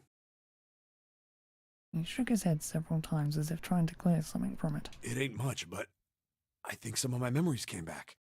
I think I've been here before. Huh? I said I've been in this room before. You were here? When? Why? Aoi, Light, Nona. Suddenly, Seven was mumbling to himself. They were words Junpei didn't understand. Seven's hoarse voice trailed off, and Junpei couldn't make out what he'd said. What the hell was that? Seven's brow furrowed furiously, and he ground his teeth back and forth. It's right there. I feel like I'm this close to remembering everything, but I just can't. Seven stopped, frustrated. He pulled his hat off and ran a hand through his hair. And suddenly he looked up, his eyes wide. That's right, an experiment. There was some kind of experiment going on this ship. An experiment? What sort of experiment? They were trying to control people. Or something like that. What the hell are you talking about? Junpei didn't know what to make of Seven's story. Instead, he simply stared as Seven continued. Aoi, Light, and Nona. Those were their names. Well, some of them. The kids that were in the experiment, I mean. I think there were 4 or 5 more. but I don't remember all their names. Yeah, that's right. That's why I'm here. Evan began to mumble to himself and wandered aimlessly about the room. He looked confused. So far as Junpei could tell, the man was simply rambling, and there were odd twitches to his movements. Experiment. Cradle Pharmaceuticals. Those kidnapped kids. Was I working that case? Evan continued to mumble to himself about things that meant nothing to Junpei. Huh? Junpei didn't have any answers for him, of course. Couldn't understand what was happening to Seven. All he could do was wait. After a few minutes, Seven finally stopped. Wait, under this bed. Crouched down and looked under the bed. Face registered mild surprise, and he began to mumble to himself again. The hole's gone? No, maybe it was a different room. There's gotta be a ton of rooms on this boat that look just like this one. Last, Junpei could contain himself no longer. Hey, what exactly do you remember? Maybe you could stop talking like a crazy person and tell me what's going on here. Evan stood up slowly. Well, it's not like I really remember everything. I've only got bits and pieces, and they're scattered and don't make much sense. I don't care. Tell me the bits and pieces then. Junpei could feel it. Whatever Seven had remembered, it was important. Very important. Okay! Evan drew a large, muscled hand down across his face. As he wiped the sweat from his brow, he spoke. From what I can remember, I think I was a cop. A cop? Yeah. I was looking for that group of kids that got kidnapped 9 years ago. You remember that, right? It was all over the news. Yeah, I was still in school. I don't remember all the details, but I do remember some of it. I think it was a bunch of kids right around my age. They all just disappeared. Nobody knew why. It was all over TV and the newspapers every day. So you're saying you were investigating it? Yeah, that's what it looks like. And I guess I found something. There was this medical company called Cradle Pharmaceuticals that had something to do with those kids. After I figured that out, I managed to get some information out of somebody who worked for them.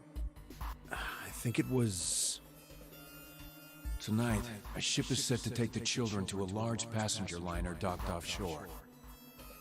Yeah, that had to been it.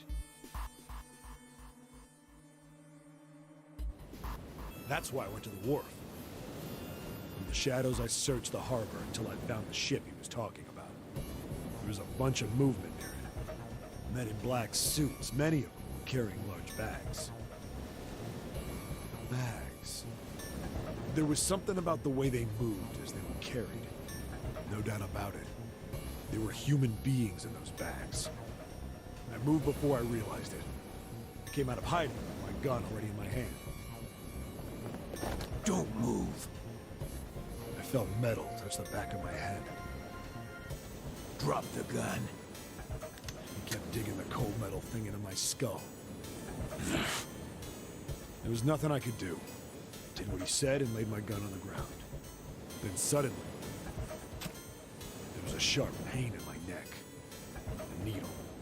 A drug? That was my last thought. My face hit cold concrete. I was out like a light after that.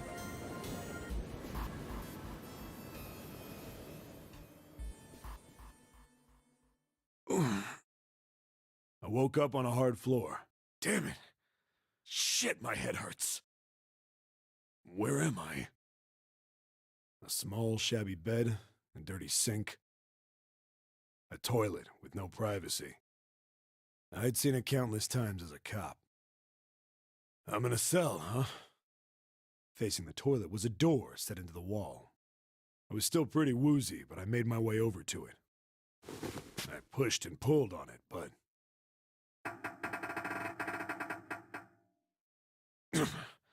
it won't open. Not like I expected much else. Would be dumb enough to put me in a cell and leave it unlocked. Threw myself against the door a few times, but it wouldn't budge. I knew it. I gave up and made my way back to the bed, and sat down. I sat there for a very, very long time. Who knows how long. Then, I heard a faint voice. The voice was far away. I couldn't understand what it was saying, but I could hear one. It was pretty high, probably a little kid. Huh?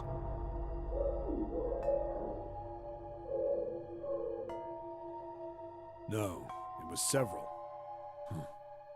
I hear 5, or 6, maybe more. Where? Where are they coming from? I pressed my ear to the wall and tried to listen through it. No, that's not it. Left. It's coming from under the bed? I hauled on the metal frame and flipped the thing over. And there it was. The bed had hidden an air vent under it. The hole in the wall was covered by a metal grate.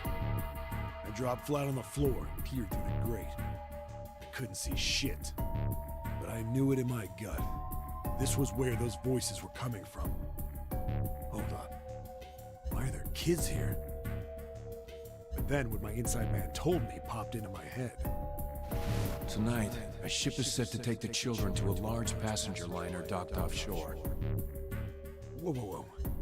Am I on that ship? It didn't matter. All I knew was I had to get to those kids. I checked out the metal grate. Could I fit? I stuck my fingers in and grabbed it. And then...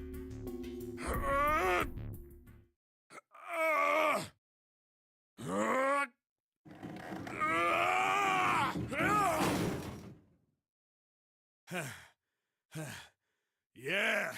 How do you like that, you son of a bitch? I finally got the damn thing off. Sweat was dripping down my face, so I wiped it off and crawled inside.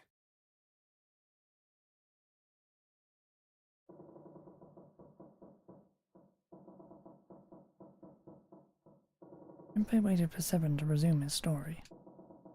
The longer he waited, however, the clearer it became that Seven had no intention of doing so. He'd gone silent and simply stared off into the air, his eyes blank. Hey, what happened after that? Waited long enough. Seven shook his head. I don't remember what happens after that. I think I found some kind of door out of the duct. And I think I found some kids, too. Not good. Why can't I remember what happened next? Ah, man, what happened to the kids, Seven? Did you save them? I don't know. I don't know if it was me. I've got this feeling. I think one of the kids died. A girl, I think. Huh? Deep in his heart, Junpei felt something very cold. Seven's head dropped, and Junpei saw on it a look of sadness, the likes of which he had never seen on the man before. The large man's eyes blinked rapidly, as if he were fighting back tears, and he swallowed hard. His sigh was like the melancholy setting of an old abandoned building. He shook his head and spoke. Anyway, just please don't ask me anymore, okay? I really don't remember anything else. After that, Junpei could hardly try to force any answers out of the other man. It's fine. Don't push yourself. Going by what he said? Junpei left Seven to pull himself together and instead began thinking everything over. The children who had been kidnapped 9 years before? Apparently a company called Cradle Pharmaceuticals had been behind it all.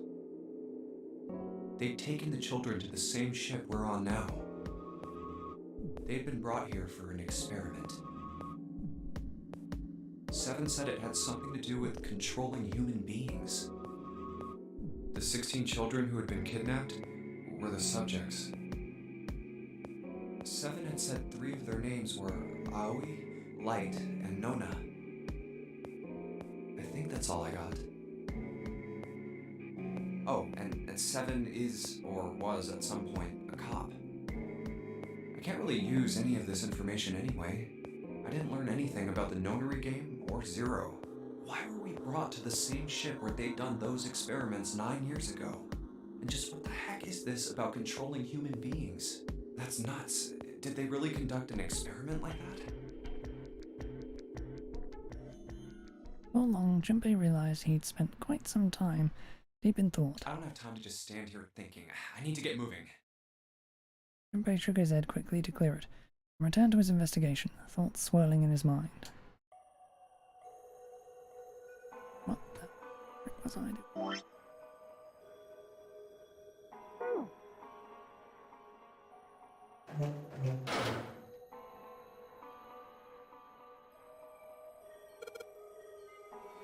As we found, and the tiles here are the same size. I touched the tiles on the door, I felt something weird. Huh? Huh? I can move these tiles? And then that means maybe if you swap the tiles we got with the tiles on the wall, something will happen. Suppose now we just need to figure out what the strange design on these tiles means. At any rate, we should look for all of the tiles that are the same size. Alright. Meet back here after we've done a thorough search.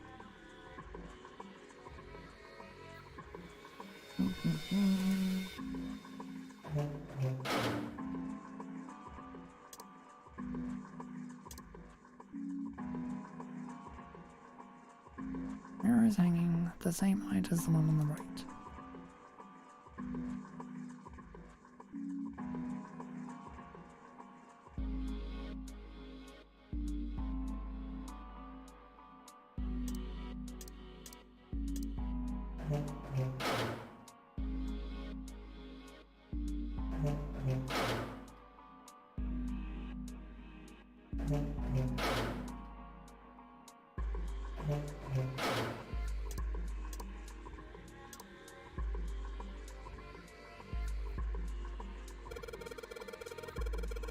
The other room, the river and the spring went together to solve the puzzle. I mean there might be a similar puzzle with this mirror. Well, there's nothing else here apart from the mirror. Maybe I just need to pair something with this mirror.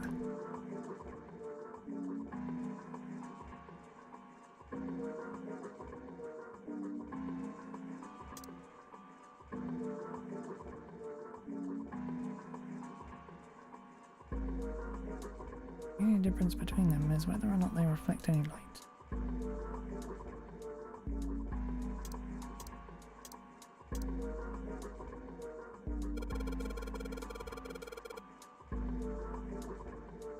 Clicking on the fucking beam of light itself. Okay. Oh yeah, we can probably use this mirror to reflect the light. I just gotta figure out where to reflect the light. If I go somewhere that's a little easier to shine light on. I shine light on the mirror in the back. I get it. Shine light on a mirror, the symbols appear. Light has a sun and the right has a moon. I'm gonna remember this.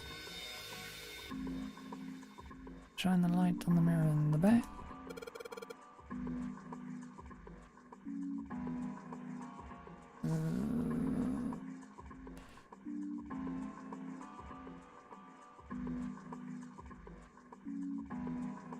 Then a number in the light on this mirror, and then I get to see some numbers. You can see a 4 on the left and a 7 on the right. 4 and 7.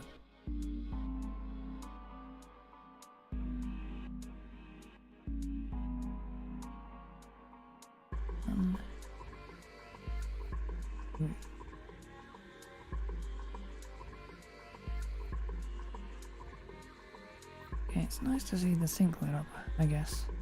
All it shows me is the pipe. Nothing special about the toilet paper. You need to think we're all shining the light on it.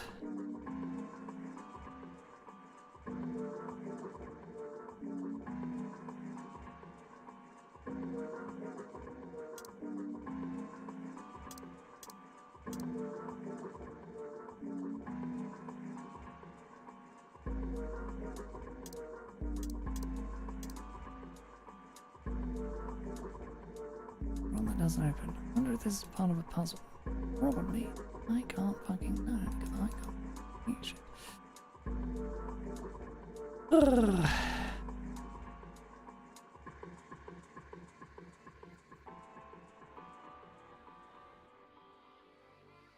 Barely make out the string from the toilet, but I can't get a hold of it. Damn it. Pisses me off that I can see it, but can't touch it.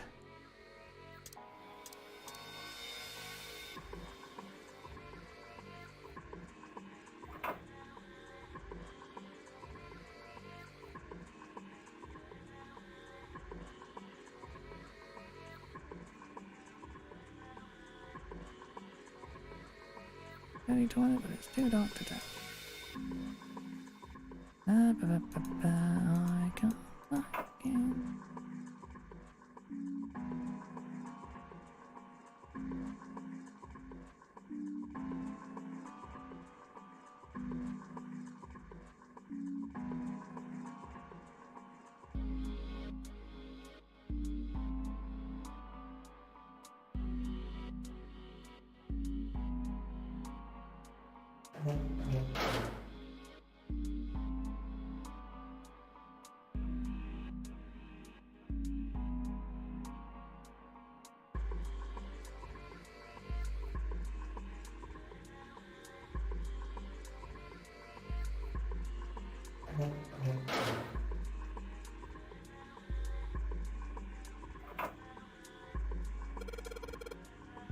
The sun symbol we saw in that dark room. Yeah, that's right. There was some kind of number in there, too. I think that maybe the number was how many times we took a piss. It's got to be how many times we flushed.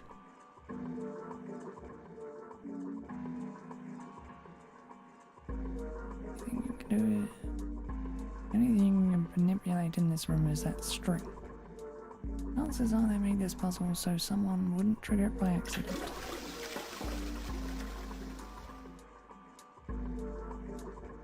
I should just keep pulling on the string then. Alright, here goes. Second pull. Purple.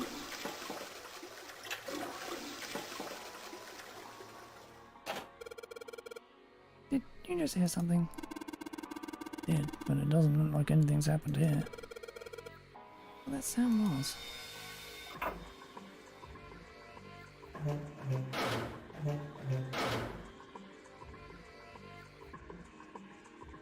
This is the moon symbol was pointing to, huh? He made it so that someone wouldn't trigger it by accident. That's the case. Ooh. 3, 4, 5.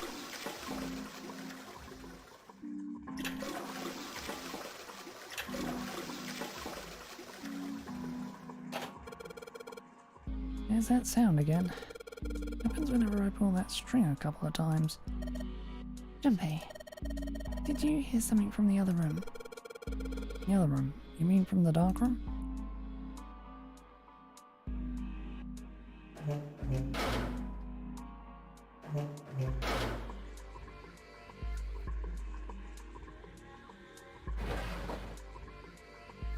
Oh, this drawer opens easily enough.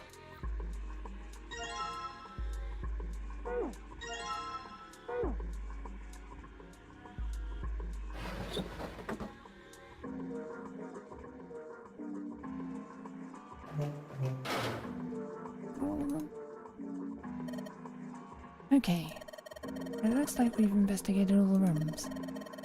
The only mystery left is that door. Alright, let's crack that mystery then. Got 4 tiles. There are a bunch of tiles that are on the same size. On the wall right here. On the wall here. So if we replace 4 of the tiles on the wall with the ones we've got, then then should the door open? That should open the door? That I cannot fucking read. Oi. Well, there's only one way to find out.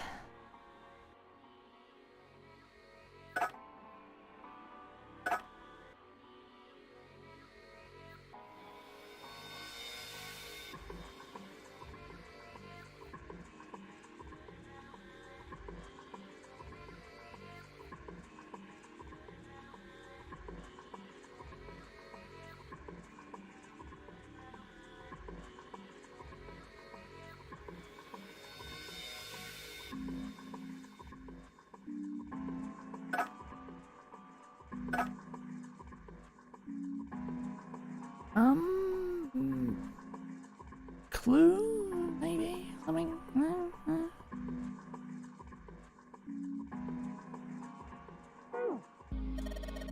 Jinbei, calm down. We just have to replace 4 tiles. Right, it's just 4 tiles. Need to think. Say, but if I know what it is.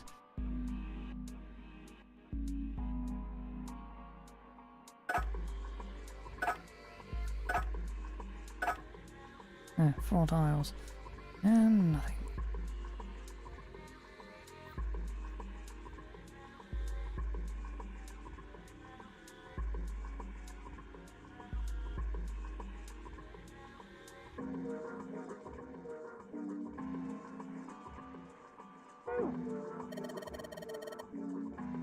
Think carefully what the tiles you're holding mean. They mean nothing! You don't know what that is, then maybe you need to examine it a bit closer. Examine the tiles I have, huh? This tile looks like 3 coloured lines on it, right? Junpei, did you notice this? Those red lines. Don't they look like they form a 14? Huh? Oh, I guess it does. Okay, now I get it.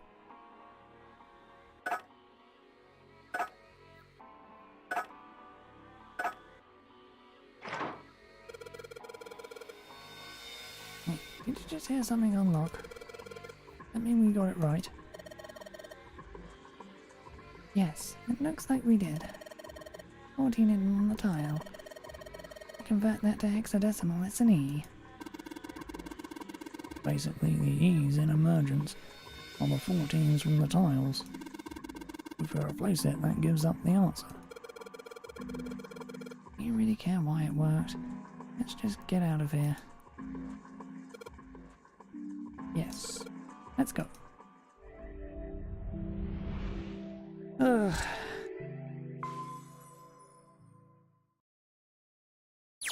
Hiding it as a number my arse. They passed through the open door and headed into the next room. Junpei jogged down the short staircase and looked around.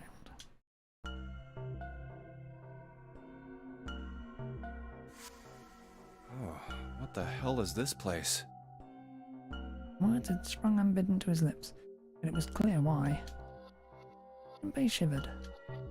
Lotus and Seven reached the bottom of the stairs and stopped short, terrified. Ugh, this room is really creepy. I think we ought to get the hell out of here now. He jogged up the stairs on the opposite side of the room and shook the door on the wall next to the catwalk. It didn't open, and he muttered to himself. Figures. It's locked, isn't it? Yep. Don't know why I thought this would be any different. So, what is this room for, anyway? He looked around the room again. Well, there's a chair in the center of the room. Looks uncomfortable to say the least. I'd rather not sit in it if I can avoid it. The back of it was covered with electrodes, connected to a nest of wires. Looks like it's placed over some kind of glass panel. Too dark to look through it, though.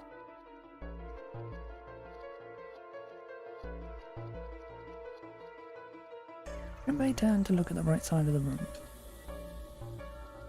It was a table covered with a piece of cloth. This isn't dried blood on the tablecloth, is it?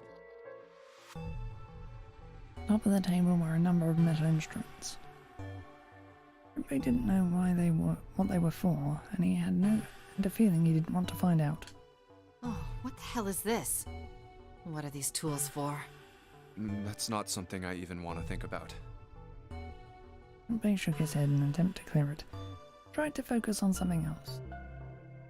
No doubt about it. This room's dangerous. Let's make our search quick so we can solve the puzzle and get the hell out of here. Come on.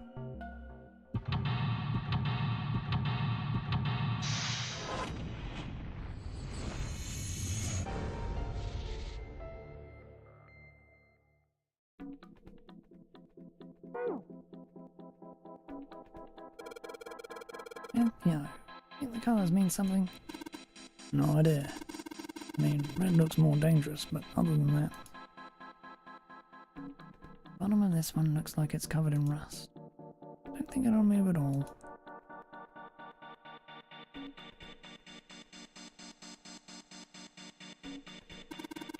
What's wrong, Junpei?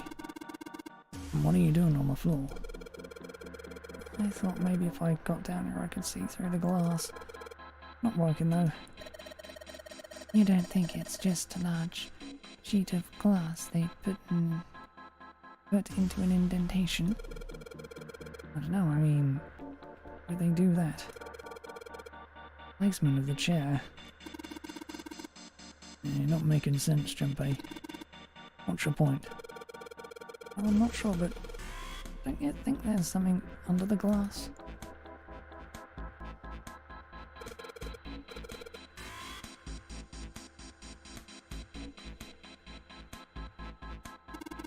Ugh! I'm trying to click on the back button!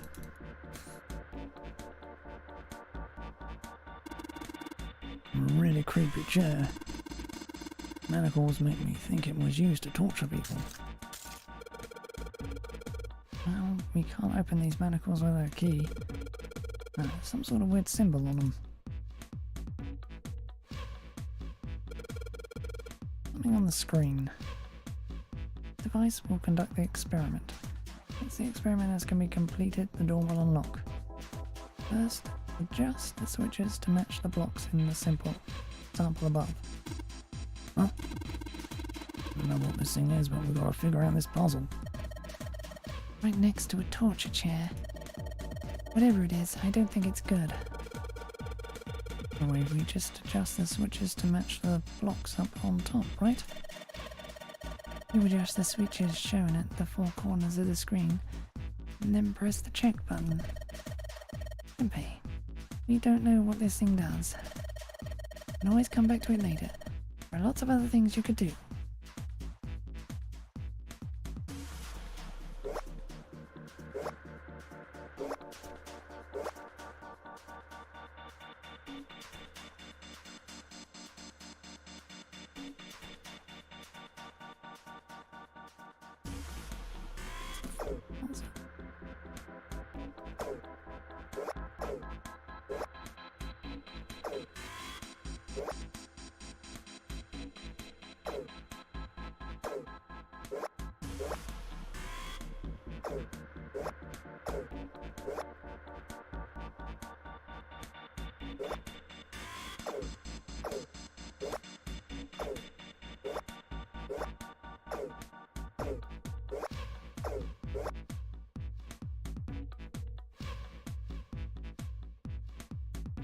Oh, that's it. Huh.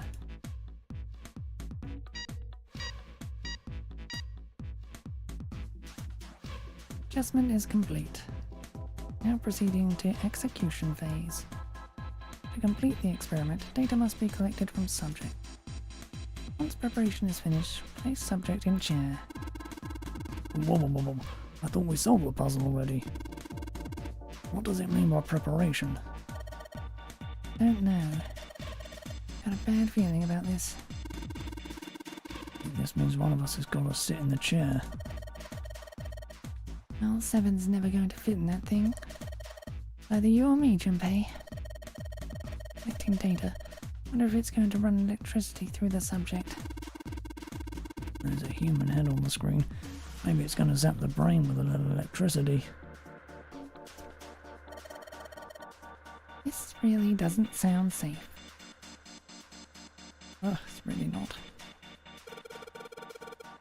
Anyway, we've still got to prepare. We can talk about this after we've figured out what it means by preparation, alright? Well, it wants us to prepare, so maybe we ought to ask what we ought to ask. What we need to do. Error, the disposal tank is closed. Please fill tank with water. What tank? And tell me we gotta do something with the water tank? Well, there's probably something around here to open the tank or whatever it's asking us to do. But the only controls are in this room.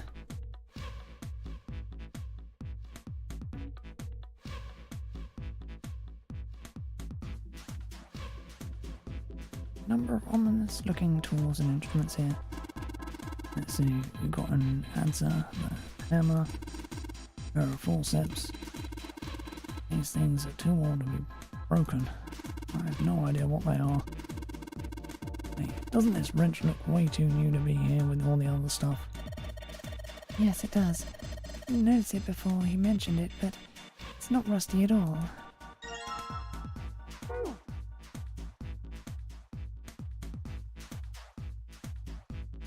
The rusty stairs lead up to the door we came through.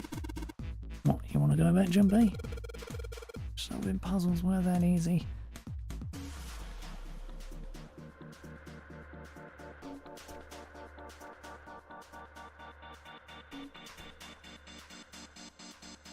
Others bolted on there pretty good. Should be able to get those bolts off with this wrench we just found there. Sweet, it's open. The hole's too small. You can't see in, even with the cover off. Oh, you can't see in, but I think there's enough room to stick your arm in. Are you sure you want to do that? Could be something dangerous in there. Okay, I admit, it scares me a little, but we need to see if there's anything useful in there. Right, here we go. Arm into the hole. Hey, I think I can feel something. Small, cold and hard. I don't feel like there's anything else in here. Right, let's see what this thing is.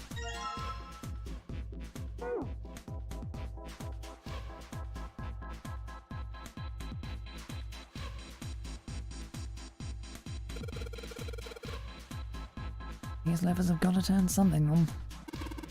Of course they would. All they can do is turn something on or off. What's important is that what they turn on or off.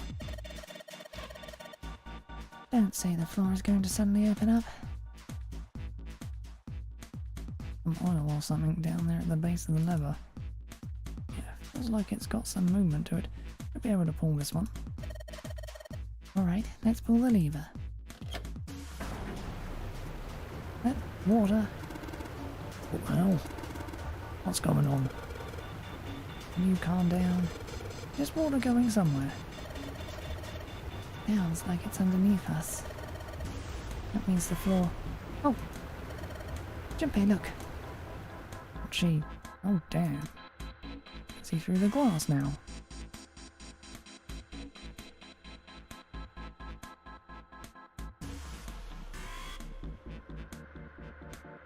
A couple of letters in the colour of blood written on the shark's belly. It's dead.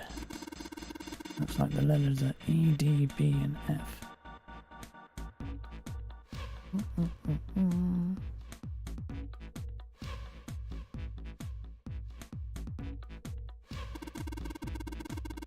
Whatever these are for has to be in this room somewhere.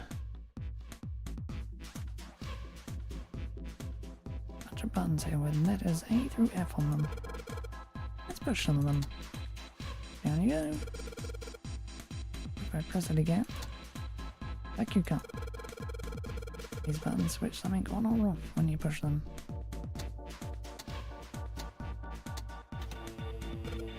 What? There's a strange noise coming from the chair. It looked like it's been turned on. Guess the puzzle here was that the power had to be sent in a specific way.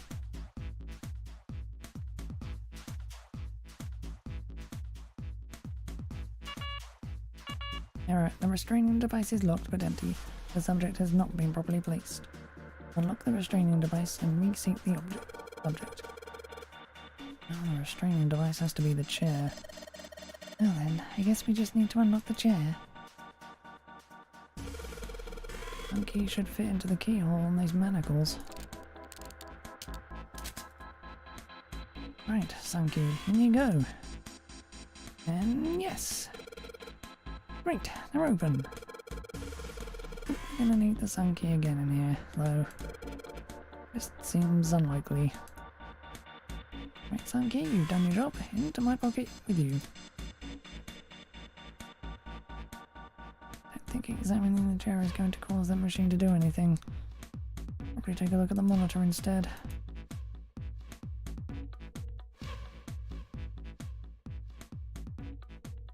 The restraining device is unlocked. Please seek subject in device. The message on the screen was disturbingly detached. Well, like we thought, it's not going to work unless someone sits in it. How ironic that this would be the situation in which this slim, beautiful body is useful. Lotus, are you sure? I can sit in it and you can solve. Junpei's right. If we screw it up, Evan couldn't bring himself to finish the thought. His eyes fell to the floor. Junpei followed them.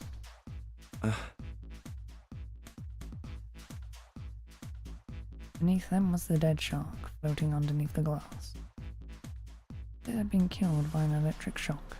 I'll be fine. Even if I fall in, the shark is already dead. But No one likes an indecisive man, Junpei. I can still give you advice from the chair too, you know. I just don't want to stay in this room any longer than we have to. Go over to that screen and let's get this over with. Afterwards, had made it clear that Lotus would book no argument. She turned and walked toward the chair without hesitation. She did not sit down.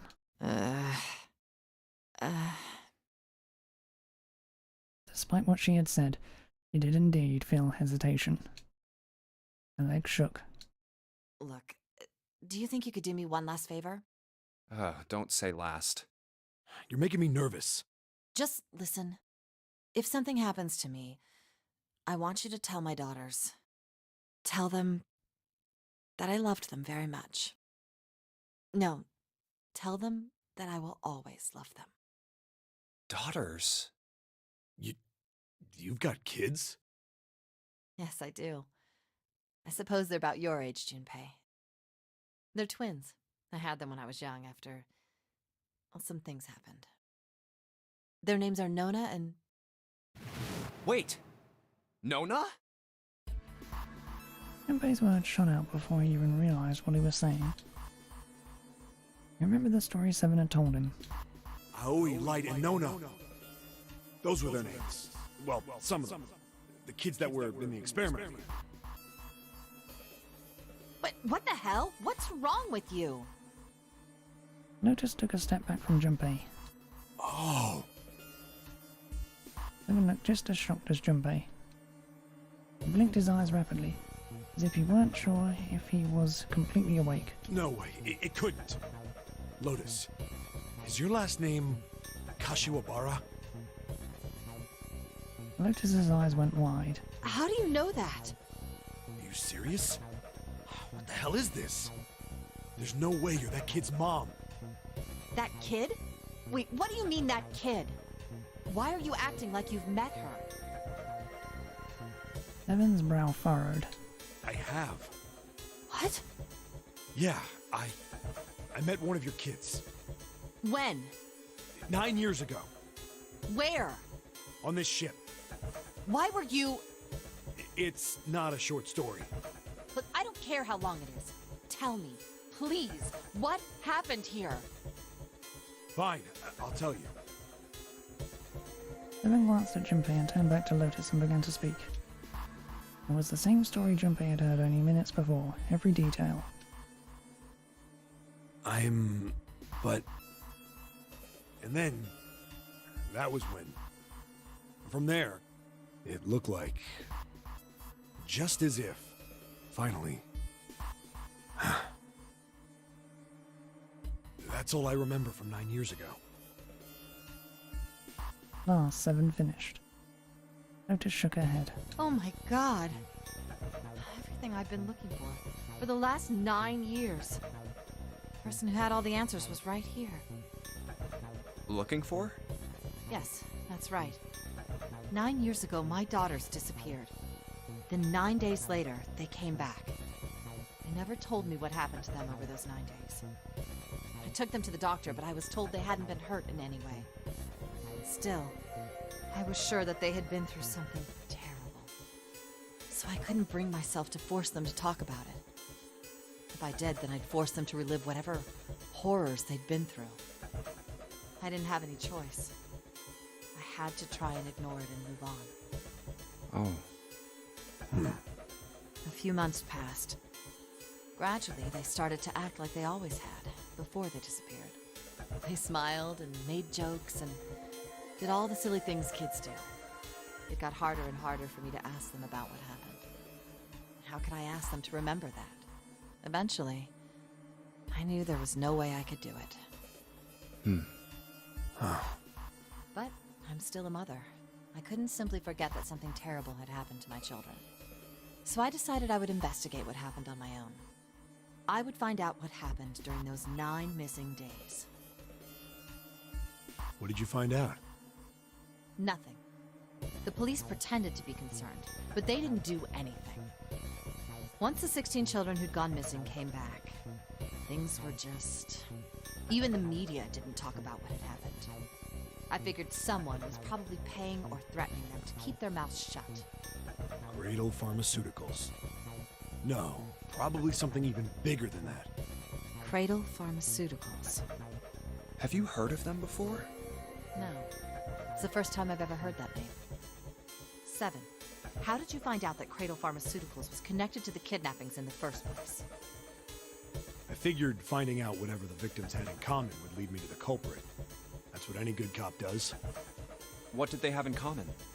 Every single one of the kids who disappeared had gone to this one hospital at some point. The hospital was one of a bunch that were under the control of Cradle Pharmaceuticals. After that, it was just about connecting the dots. The hospital. The hospital. For a while, I was trying to get some kind of information out of the kids at the hospital. One of them told a weird story. What was it? Have you heard about the Gansfeld experiment? I guess all these kids had to go through it while they were at the hospital. I think it was passed off as some sort of counseling. What did you call it again? Oh, the Gansfeld experiment. This is how it's set up. First, subjects Q and A are put into separate rooms, far away from one another. Then a series of video images are shown to subject Q, who is told to send the images to subject A by thinking about them. Subject A, on the other hand, is put in a large reclining chair and given a blindfold. With their senses cut off, A is asked to guess what images Q is looking at. Oh, yes, I've heard of that. It's a famous telepathy experiment, isn't it? Telepathy. That's how the experiment on this ship was supposed to work. The experiment to control people, right? Yeah. I don't know if any of the telepathy stuff really exists, but maybe someone from Cradle Pharmaceuticals bought into it. Lotus grunted. Evan had been thinking hard for the last several minutes and finally spoke. Even if that is the case, I still don't get how that has anything to do with any of this. The notary game, Zero, why we were kidnapped. What does any of that have to do with telepathy? I know I brought all this up, but I have no idea. Maybe none of this stuff is connected after all.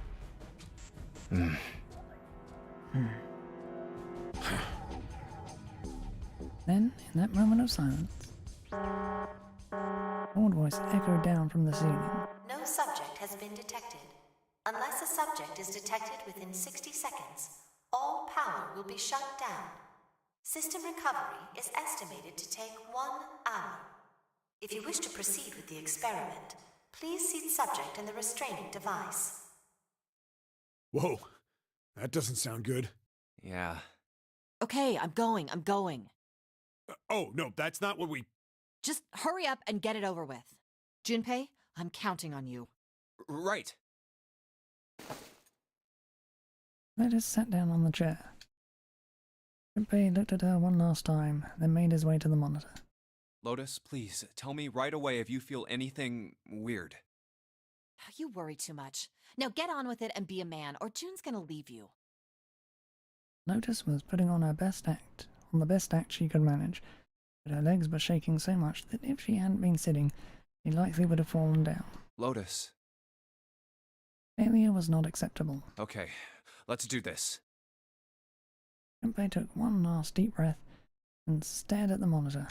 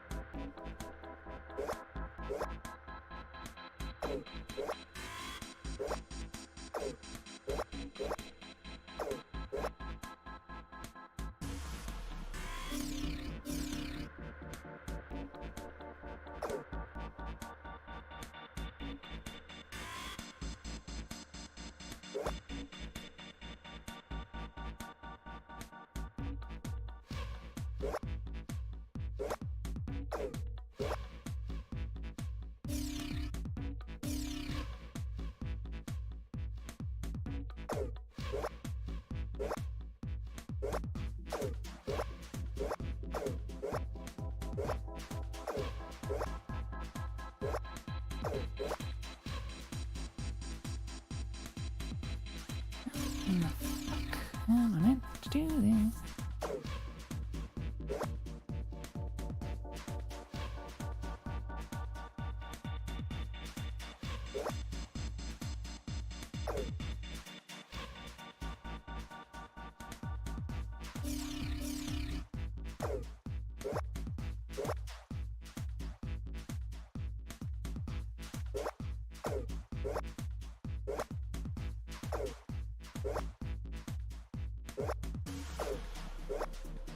I fucking hate this. Helpful if I didn't have to flick from side to side.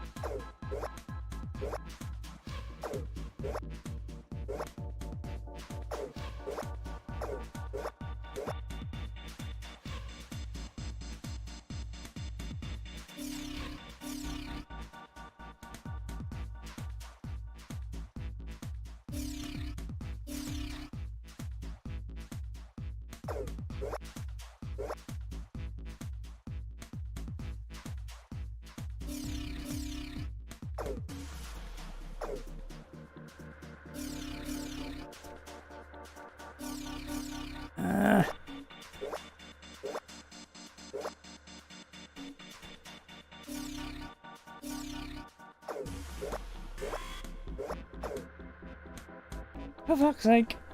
What in the fuck is this shit?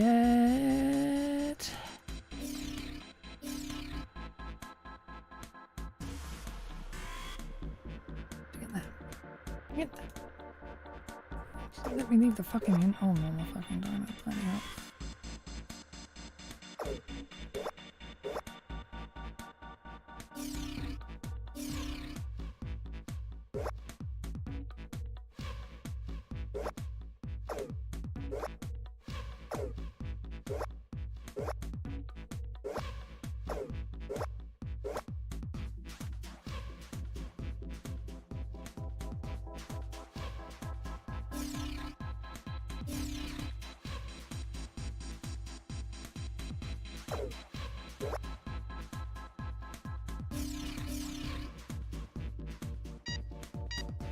Okay. Remedy.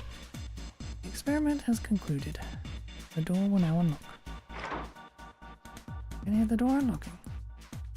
And we've got a new message. Release subject from restraining device. Lotus, are you alright?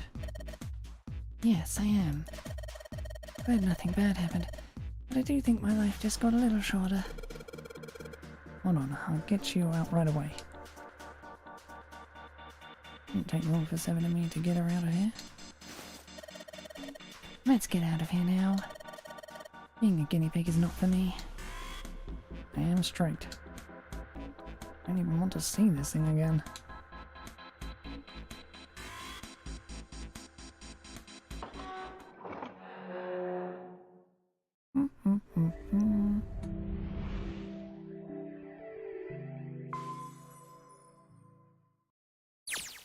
The hallway goes to the left. Yeah, but I don't see any doors. Guess we just need to keep going. Right, let's go. Turn left twice before they saw the elevator. An elevator! Just what we need. Let's take this to C deck. In silence, they jogged up to it. Junpei pushed the C button.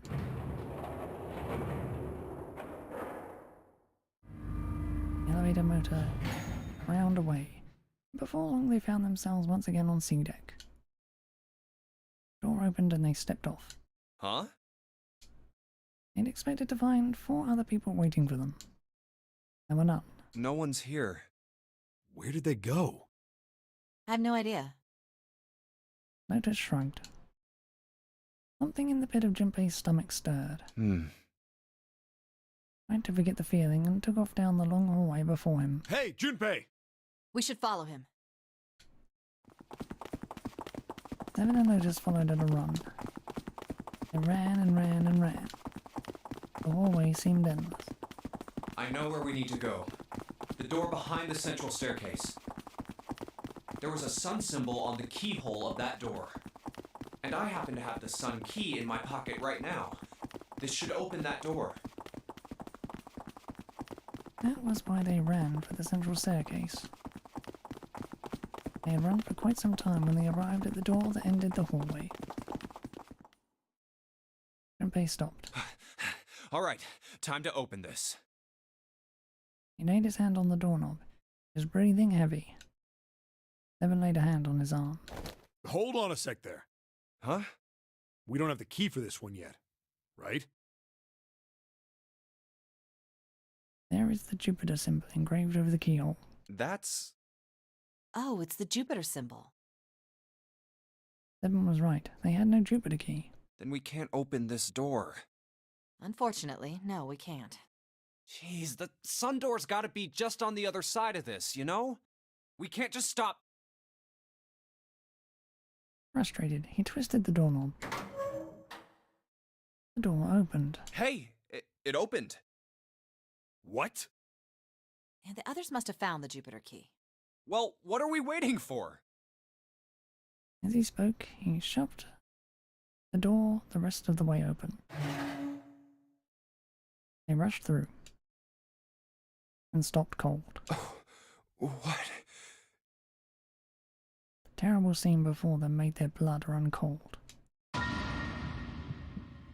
3 people lay dead on the floor, covered in blood. Why? Junpei felt a cold sweat trickle down his spine. Couldn't breathe. His legs shook. But it felt cold, deathly cold. And his blood was boiling hot. He could feel his mind begin to fade. Couldn't think. He couldn't concentrate. His mind was blank. What the hell? What the hell happened? Seven's voice was weak and broken. He edged towards the body, his movements stiff. Clover. Bent down over Clover, pressed his fingers to her wrist. Nothing. She's dead. Suddenly, Lotus moved. Mori understood what was happening. Her hand was in Junpei's vest pocket. Hey, what are you doing? He leapt back. Lotus looked up at him, terrified. The key! Get me the sun key! Why? Why do you think? We have to get out of here before the murderer comes back! The murderer? The murderer. The murderer. Once again, Junpei looked at the dead bodies. Santa, Clover, and Ace. 3 people, 3 dead bodies. That means that the person who had killed them was...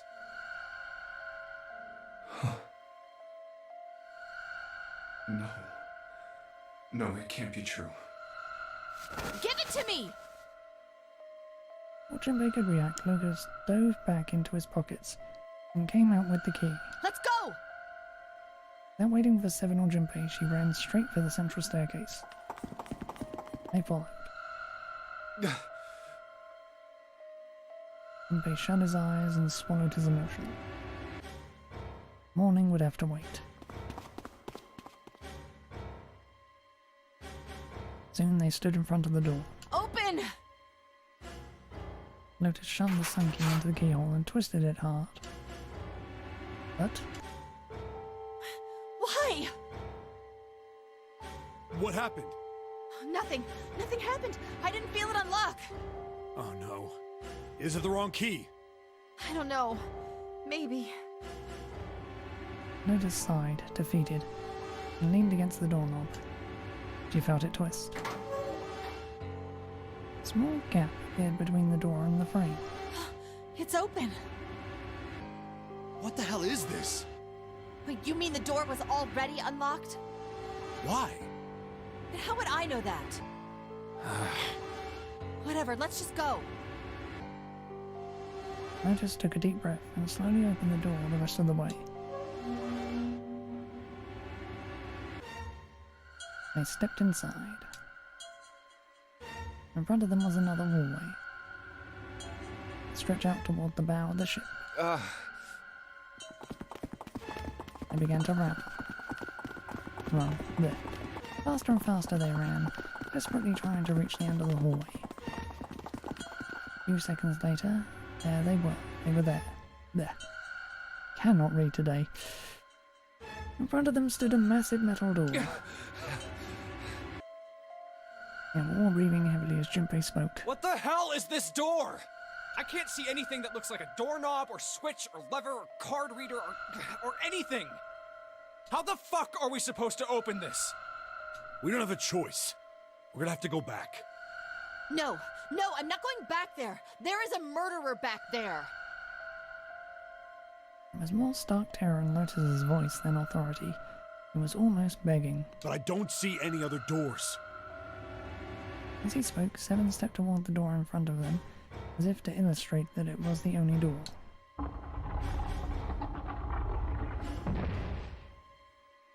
No way. It opened by itself.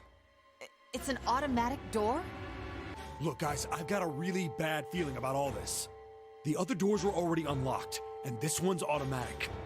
We haven't seen anything like this before. Bad feeling. How could their situation possibly get worse? 3 people were already dead. We've hit bottom. This can't get any worse. Shit! Hey, Junpei! Step through the door. I can't take this anymore. No one can.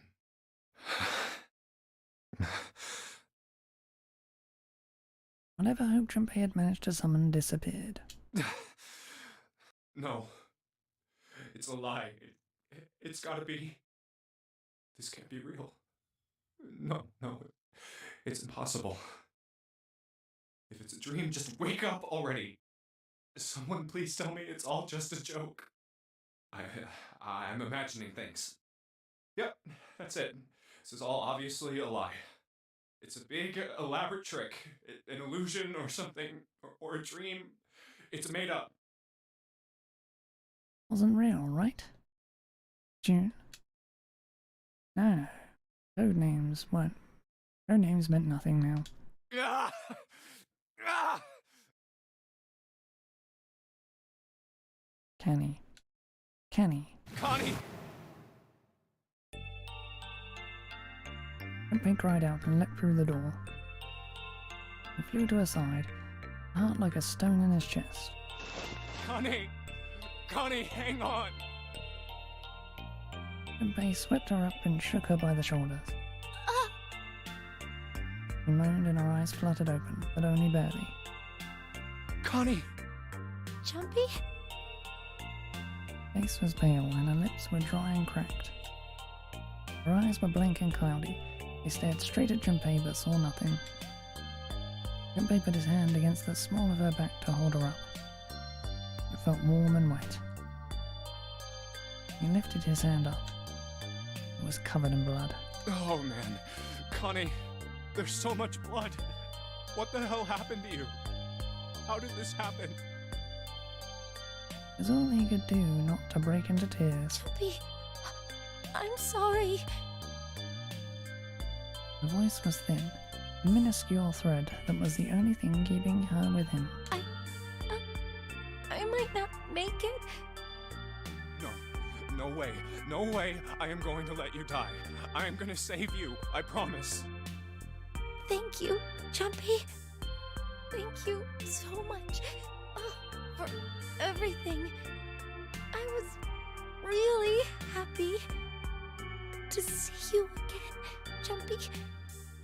Really happy. Don't give me that I was crap. You're gonna see me again lots more times. You just gotta hang on, alright, Connie? Ow,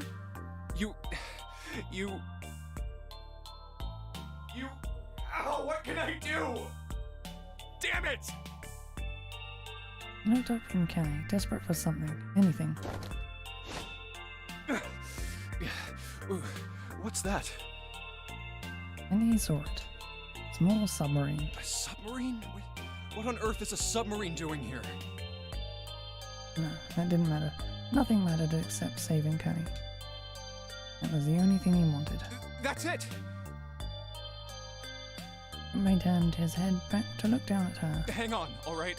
There's a submarine over there. I'm gonna go see if it works. No! Don't go! Please, don't go! Please, just stay with me, okay? I want to be close to you, Jumpy. When Connie. Jumpy, did you know you meant a lot to me when we were kids? I've liked you for a long time, Junpei. A really long time. Junpei's vision had gone blurry. It took him a moment to realize his eyes were filled with tears. He could feel a piercing point of heat deep in his heart, like a white-hot flame. Jumpy, do you remember how we hung out a lot when we were kids? We went to the pool and to the fair. Do you remember playing snowball at the school? They're all memories I'll never forget.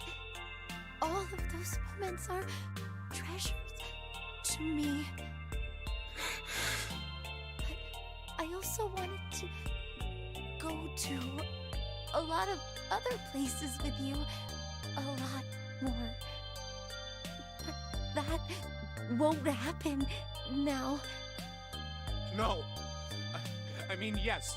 Yes, it will happen. We'll go all sorts of places, Connie. You hear me? I promise. We'll go wherever you want. Really? Yeah, really. I swear. That makes me happy. Really happy. She said it to herself over and over, a weak smile creasing her tired face. Jumpy, I feel sleepy. No, Connie, don't fall asleep. Thank you, Jumpy. Thank you so much.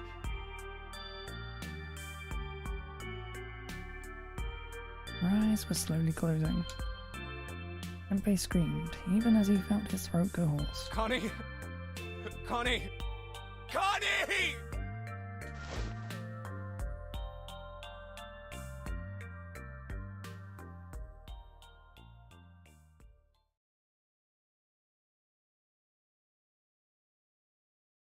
Time passed. Junpei wept, curled around Connie's body. Cried and cried until he had no tears left. When the last tear fell, Junpei was no more. His body remained, but only as an empty shell. Somewhere he had a bell ring. It was the clock at the central staircase.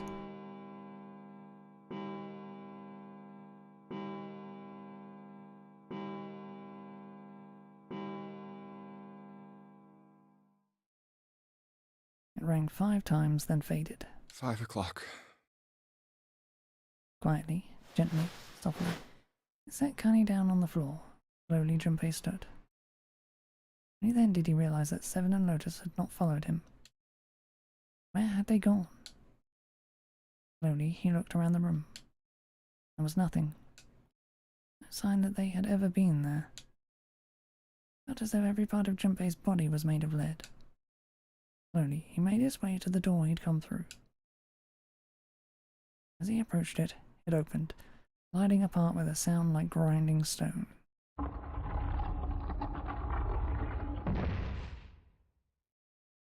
Junpei passed through the gate and into the hallway.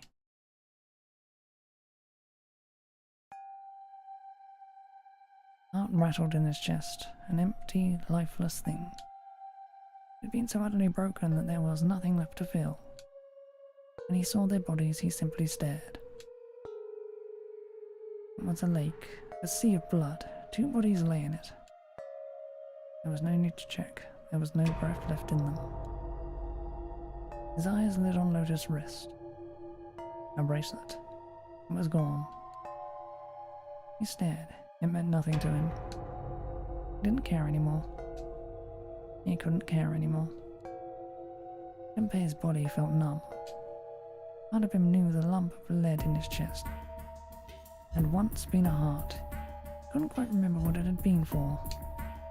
Tears poured from his eyes in great streams. He wasn't sure why. He gave up trying to make them stop. He turned around. The door opened again, and slowly, numbly, he walked through it. He kept walking. Why stop? An object set in motion. Simple inertia carried him forward. Eventually he found himself in front of the submarine. His arm reached for the hatch.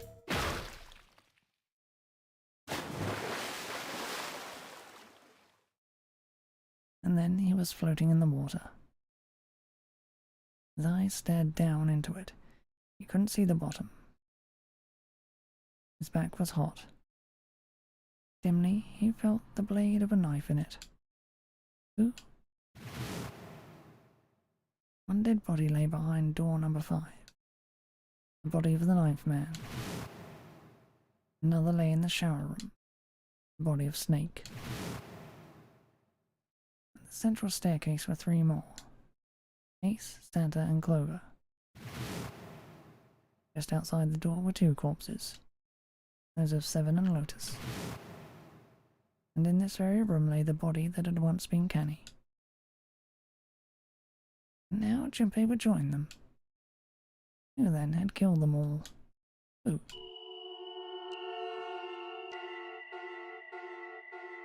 Junpei let out one last breath. Faintly, he felt the bubbles creep up the side of his face.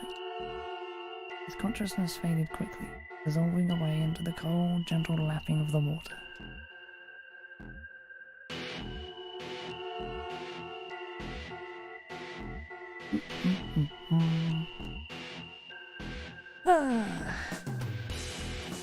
It was Ace. Maybe he wasn't facing the camera, he had no wound on him. You know what he's like already, so easy to figure out.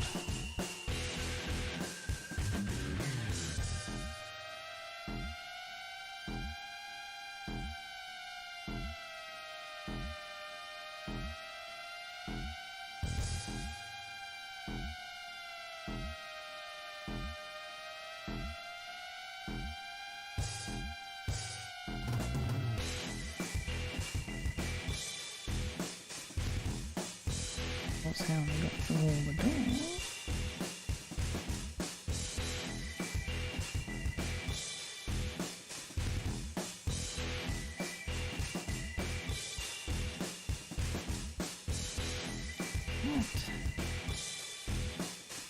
I could squeeze in one more ending today. Because I just need to keep on the rooms, really.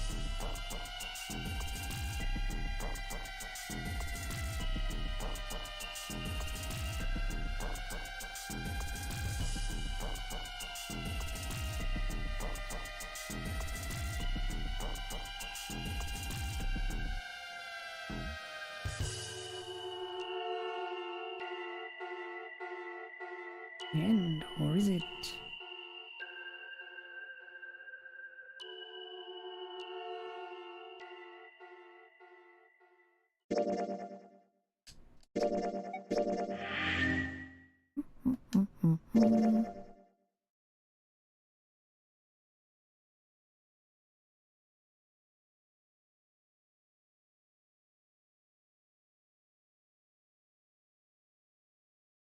Eh?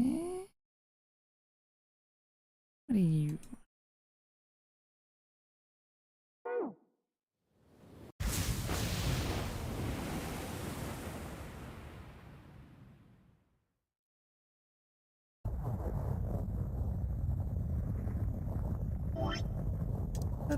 Up.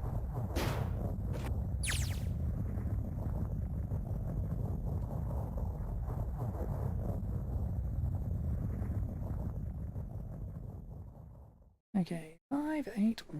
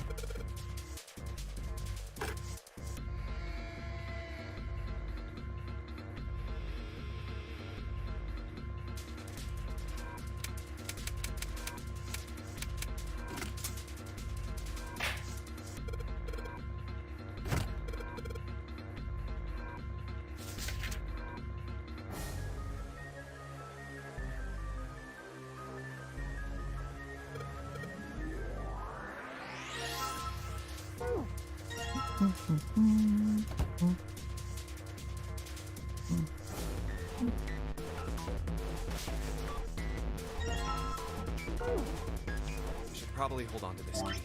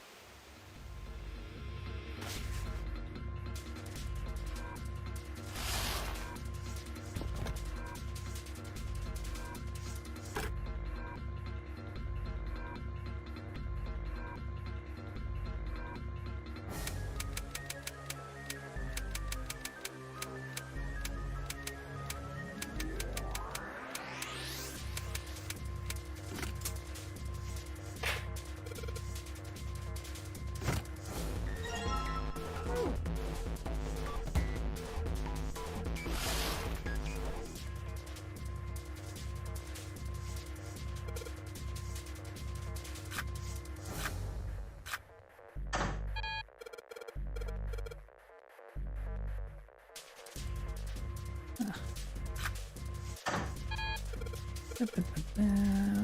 1, 6, 7.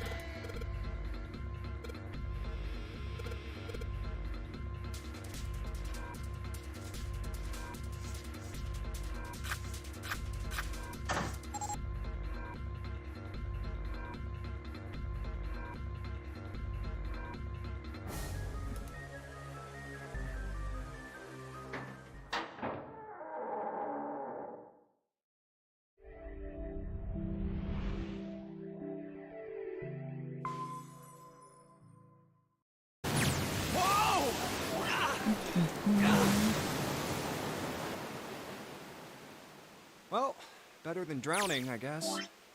Now,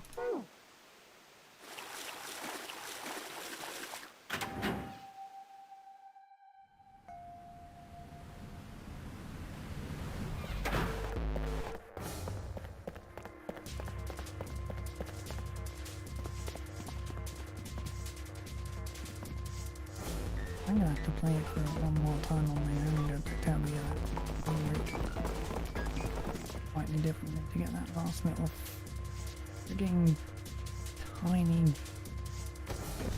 minuscule freaking question mark on the flowchart, aren't I?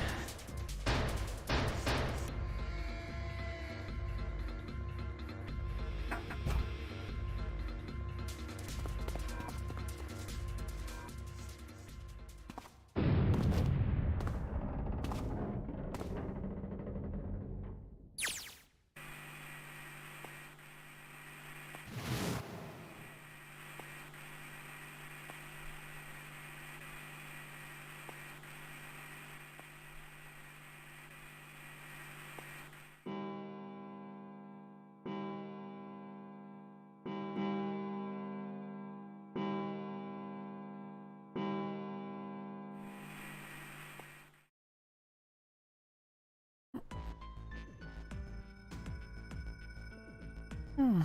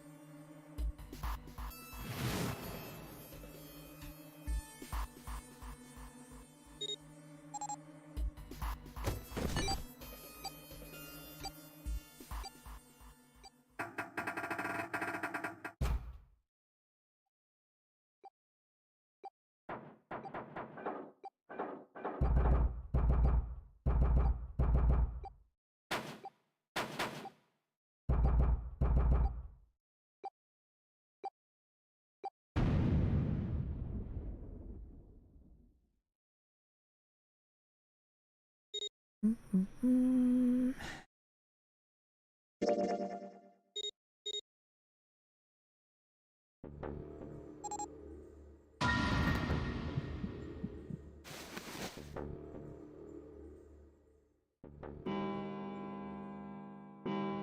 Ugh.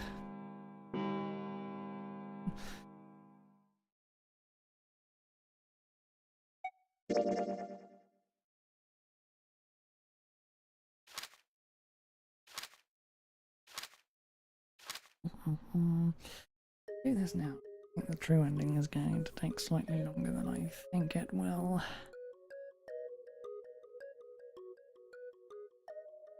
Got through the subroute in under 3 hours anyway, so...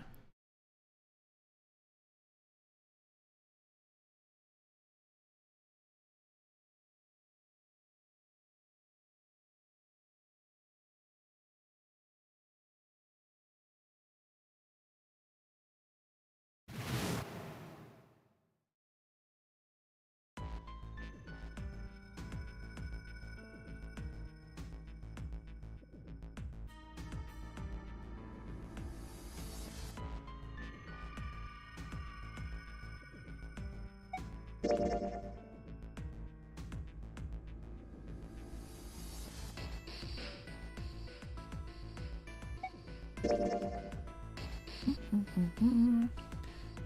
8, and 1. 1 should be slightly different this time. We're not giving Clover the clover.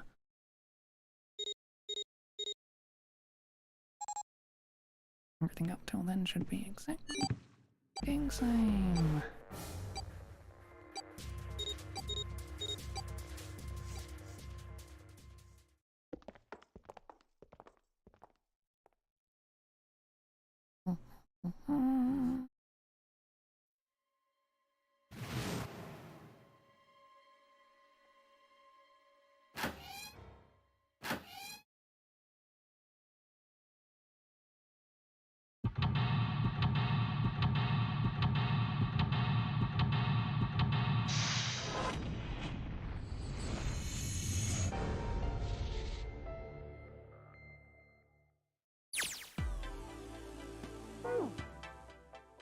Suppose it would just let me play the keys, would it?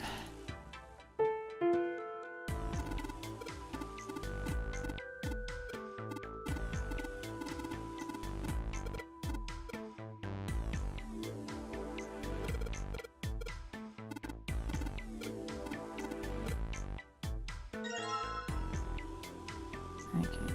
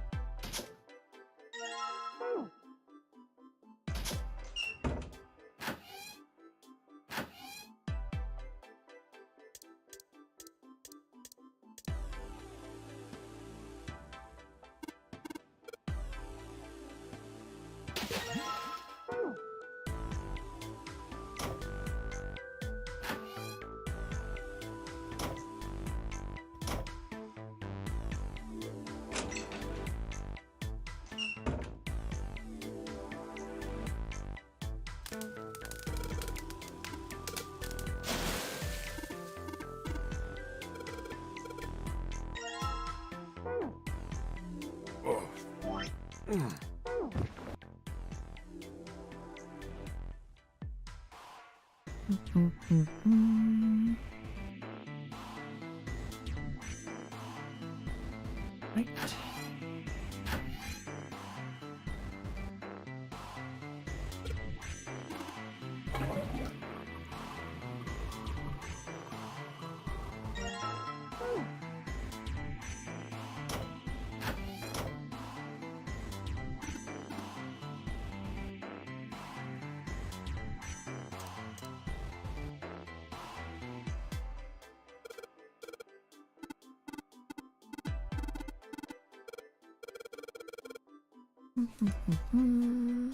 See, it was 3, 4, 5, 6, 3, 5, 4, 4, 3, 5, 6, 6, 5, 4, 3.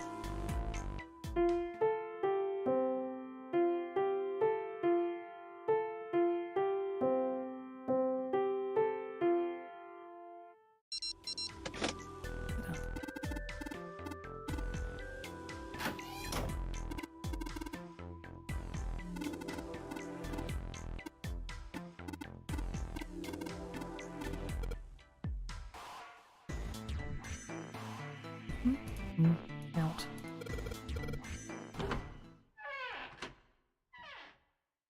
One down.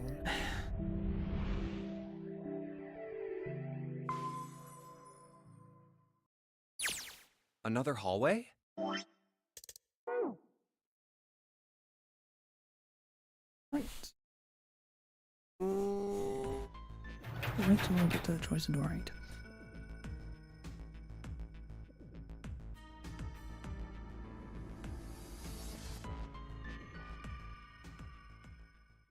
Oh, right, we have this one as well, don't we?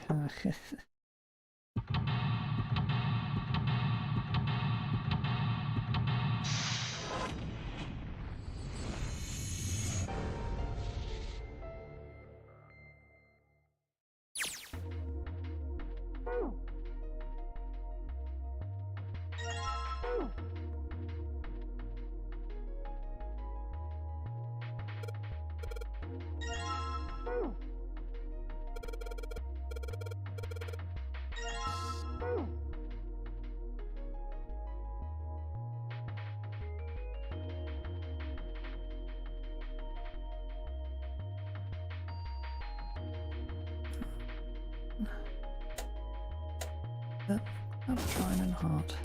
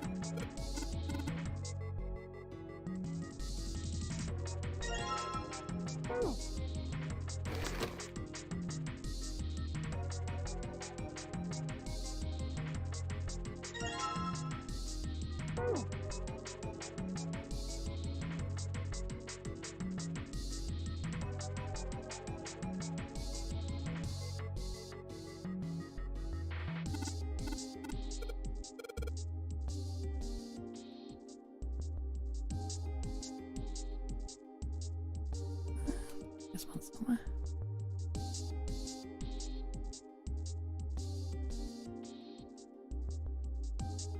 Ah, Baccarat.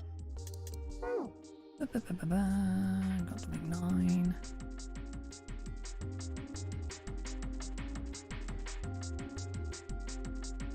All for 2. Do I have 2? Yes.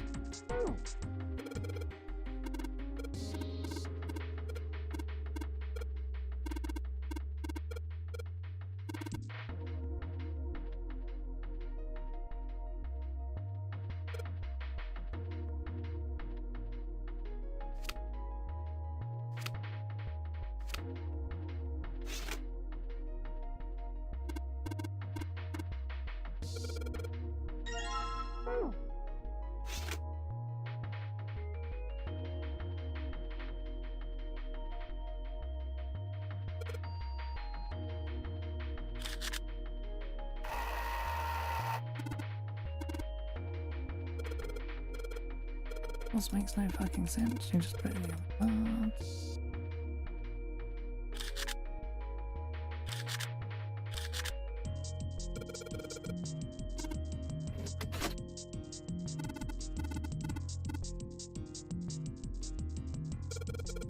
And done.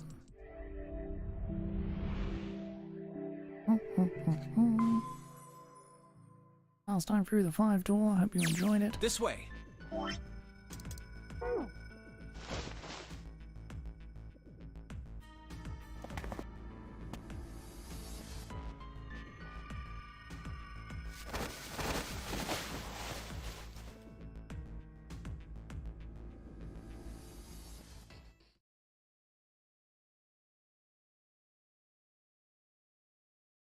Mm-hmm.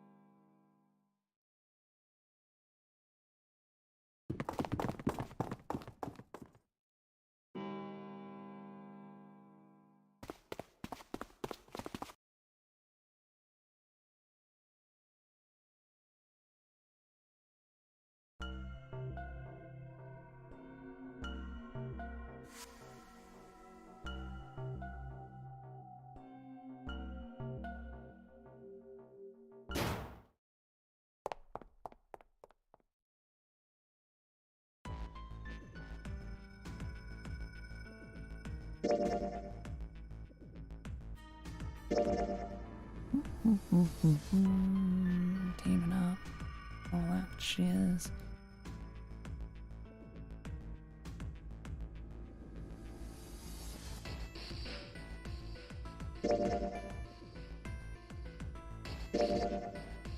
Clover.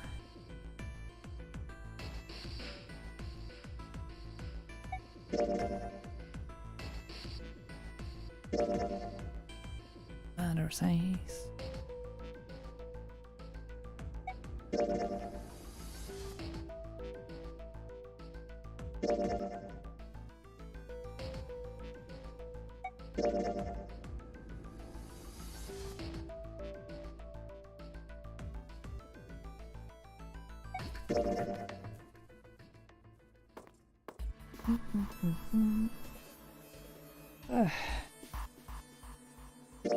Yeah, Mum.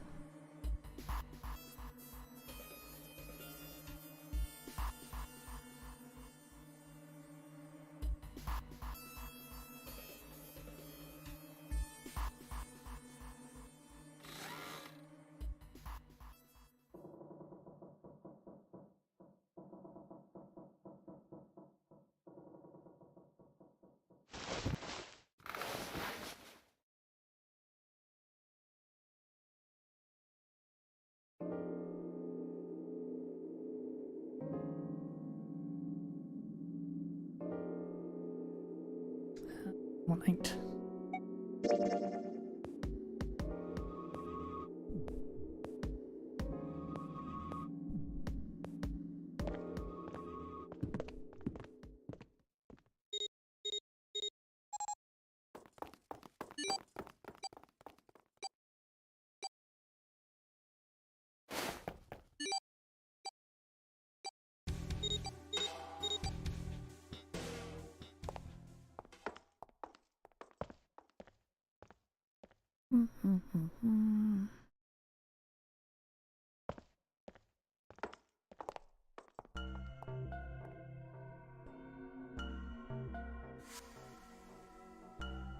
I would get trapped.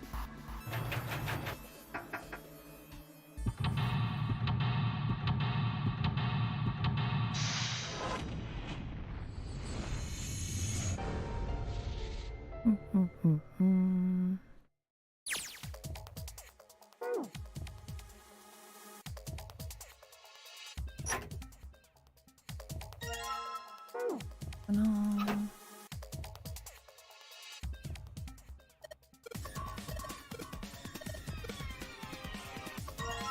Okay, well.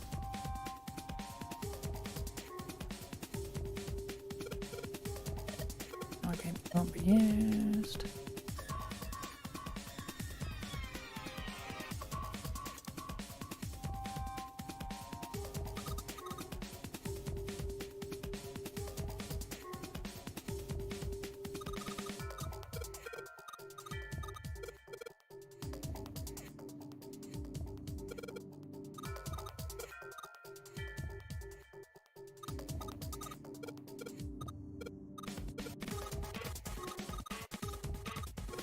I don't really have to give her that. I know what's written down there.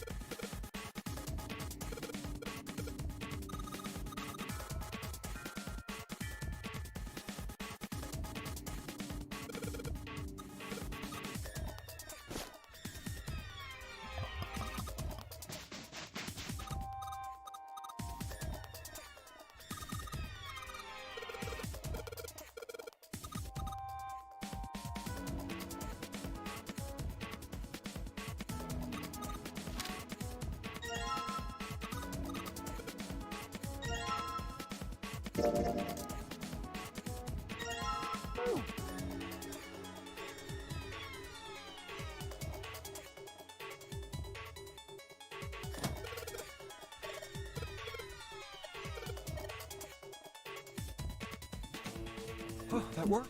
What? Huh? It's running on its... Right.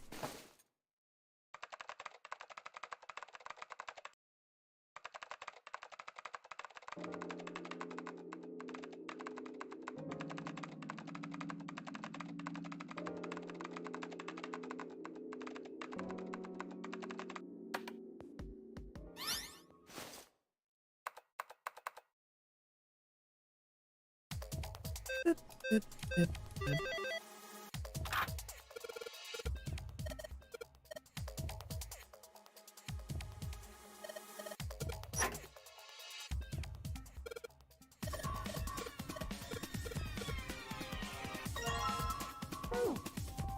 Hey, Junpei! What's up?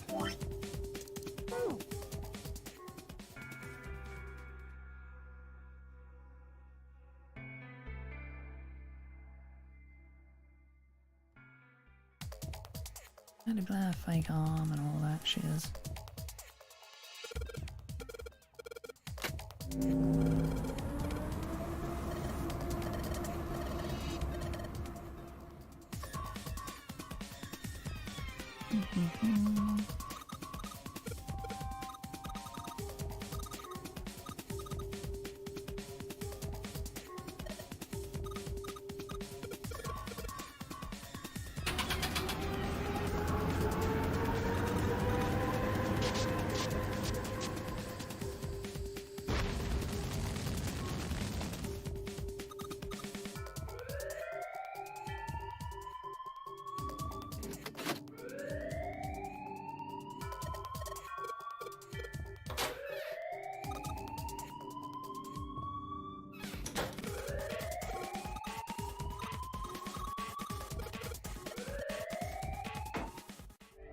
And out.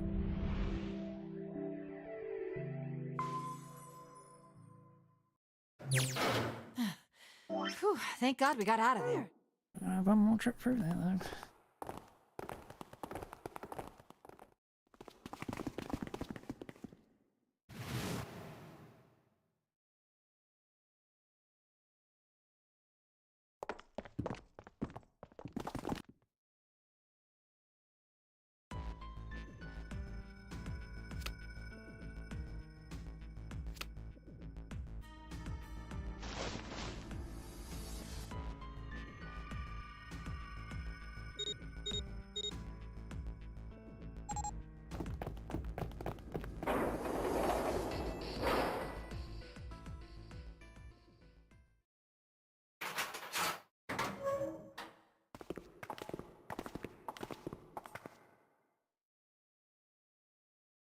Mm-hmm.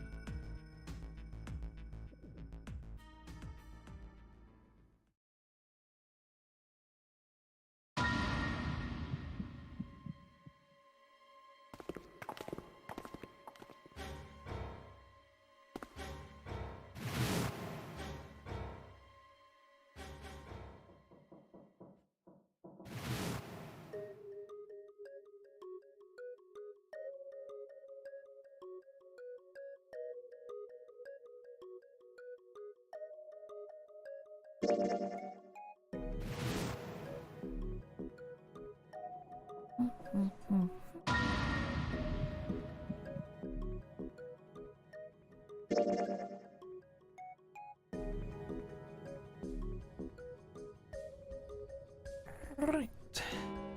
Almost back at room 1.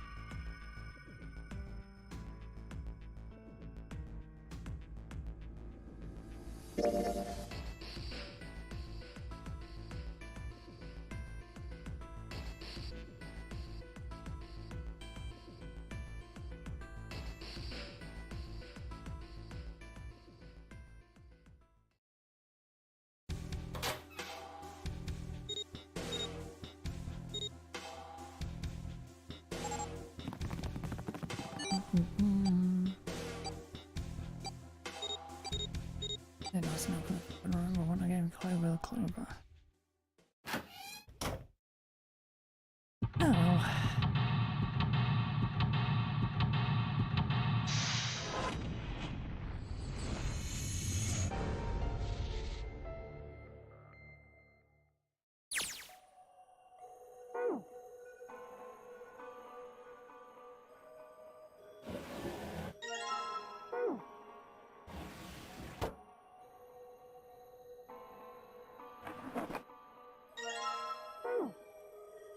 Oh, pocket watch. Might I take a look at it?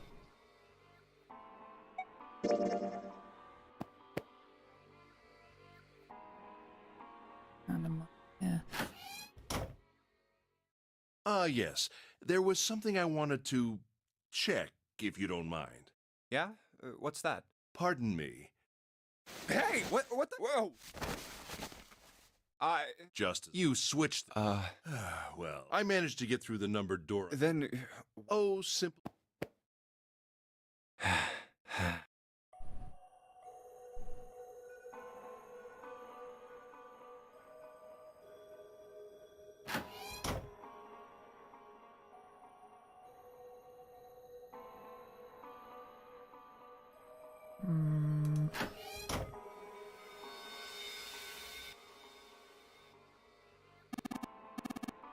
Bus parking. Elm.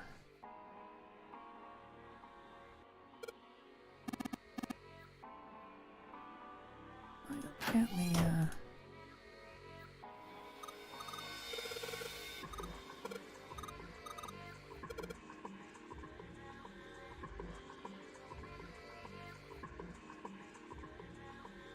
just skips the talk with her.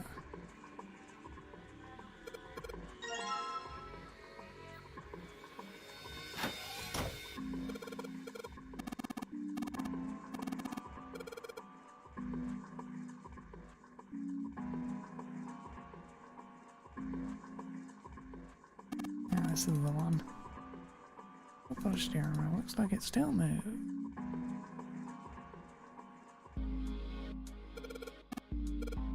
Compass.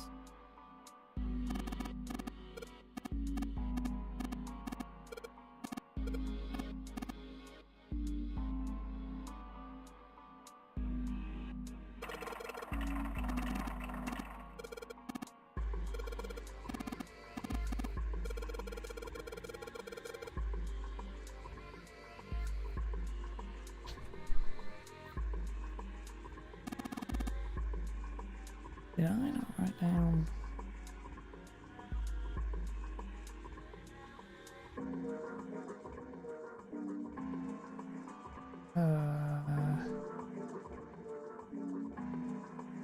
Did I really not write that down?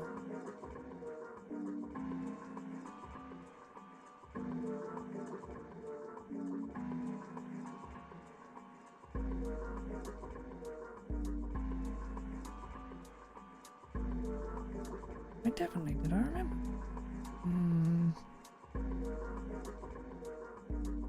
I wish I didn't have such crappy handwriting. There it is. Okay.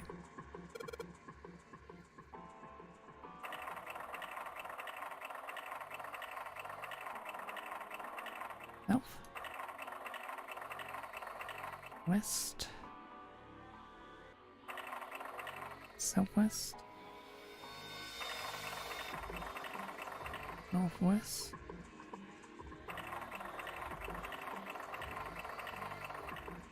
East. North.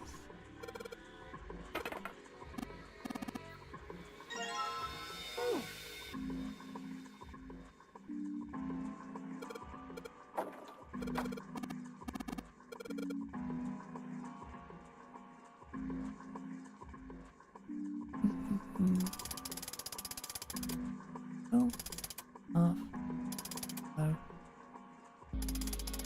oh, off, dead.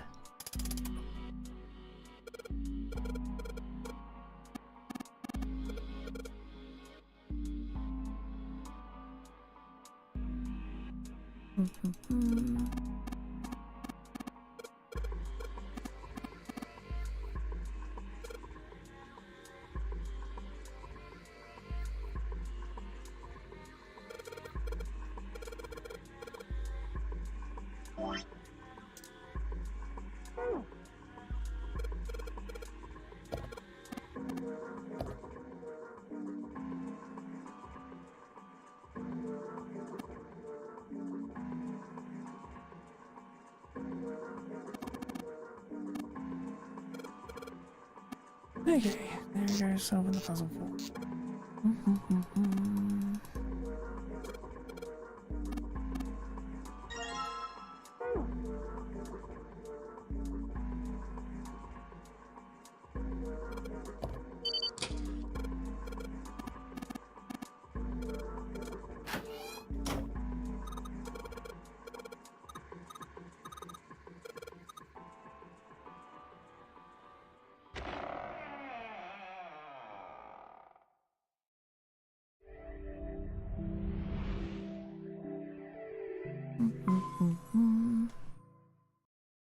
Oh, a hallway. It's far too narrow to be. This seems to be the. Yeah. Wow.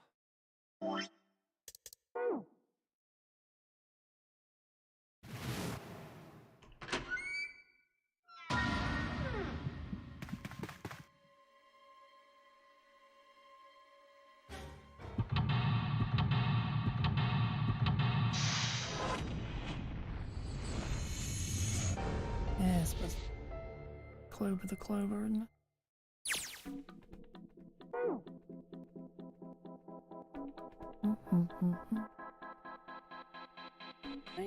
Right down.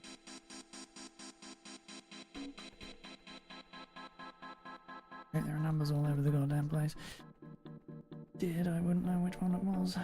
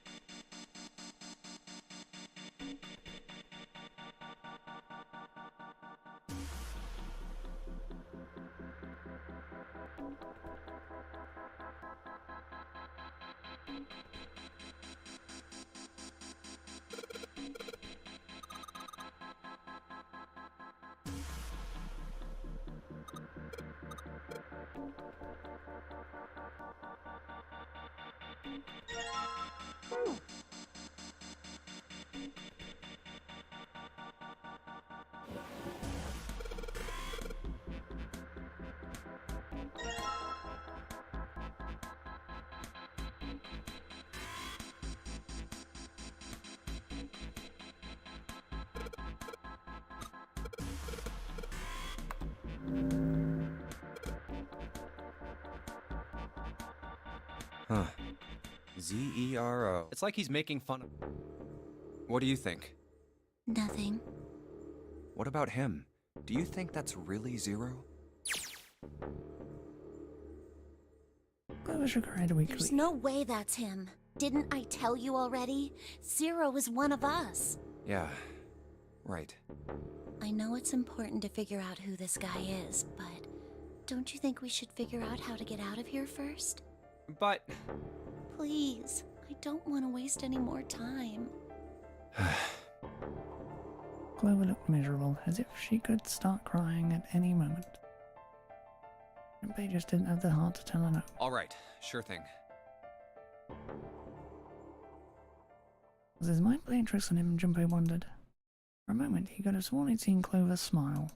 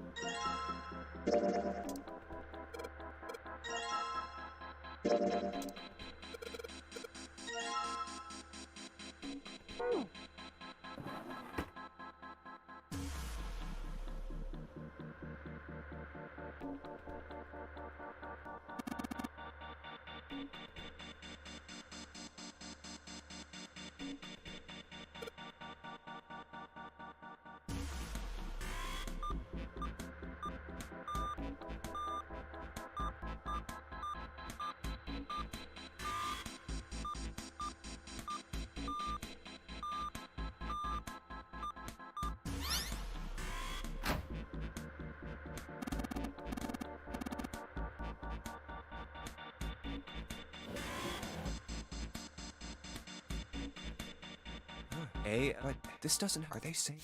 All lies. Blah blah blah blah. What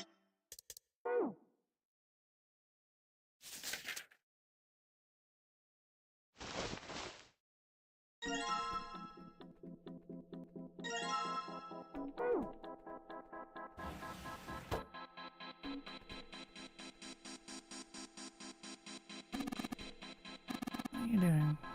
Wheelhouse from top to bottom. Yep.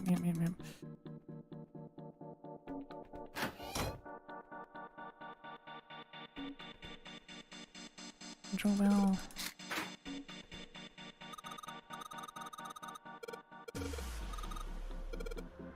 Right.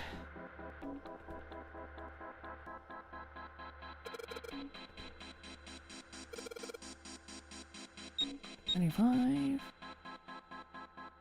14. 27. 24. Time for Clover to go crazy.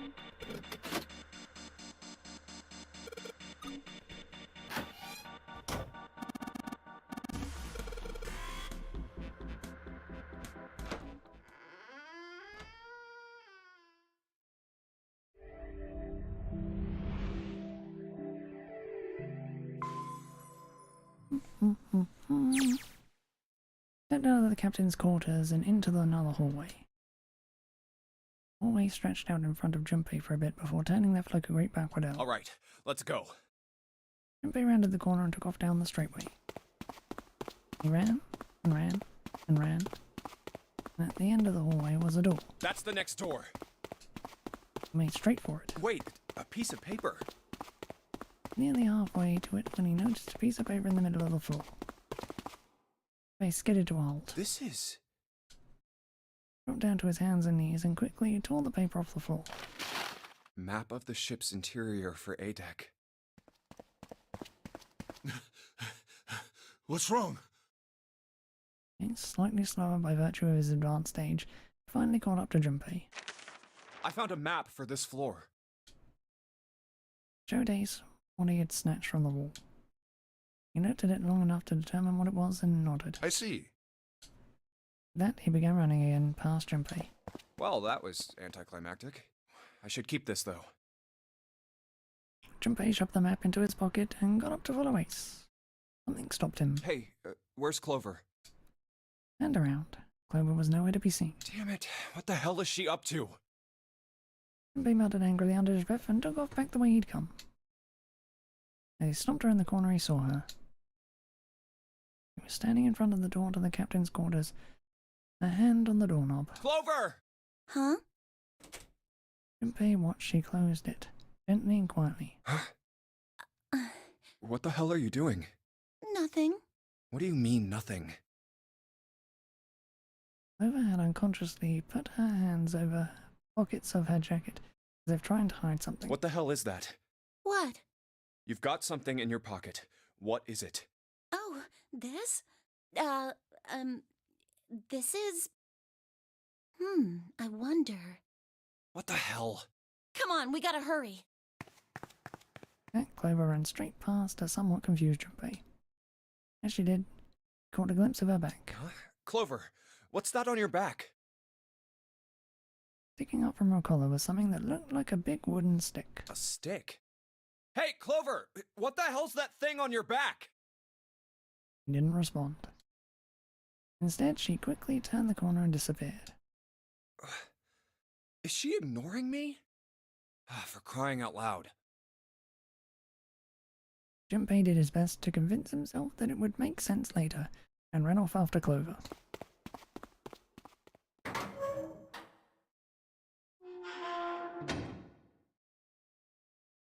Junpei pushed through the door and found himself in a large room with a large set of stairs. The big stairs. So this is where it ends up. Just like it says on the map. That's just what he'd expected to see after reading the map. His I see after reading the map himself meant that Ace had probably realized the same thing. Ace? Did he head down? Put his hand on the handrail and leaned over to look down. Oh, there he is. Look, the 4 others are there too. Not just Ace. Santa, June, Seven, and Lotus as well. Really? Let's join them. Junpei and Clover glanced at each other, hurried down the stairs. They reached B deck at the same time. Jumpy! Clover! June's face was excited. Something had happened. That much Junpei could tell by simply looking at her. What's up? Given their situation, he was not inclined to be excited about sudden developments. June, however, couldn't contain herself. We found it! Found what? We found it! What did you find? The last door! We found door 9! What?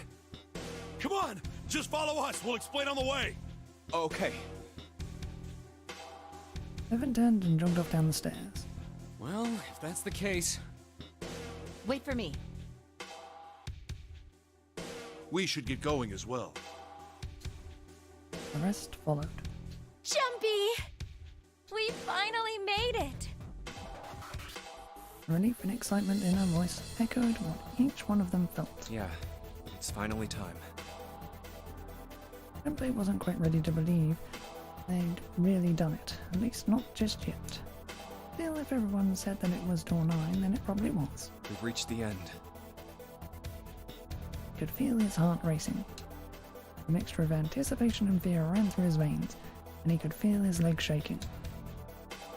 Doing his best to maintain a sense of healthy skepticism, but he couldn't deny that the prospect of escape was an exciting one. But something's bothering me. Only 3 to 5 people can go through the numbered door. 7 of us are on our way to door 9. That means that, best case scenario, there will be 2 of us who have to stay behind. 2 people. Is there a way? Junpei looked over at the clock. 4:30. We've only got 90 minutes left. I've got no time to wonder about it now. Hey! Junpei! June! What the hell are you two doing? Hurry it up! Santa's voice jolted Junpei out of his reverie. Let's go, Jumpy!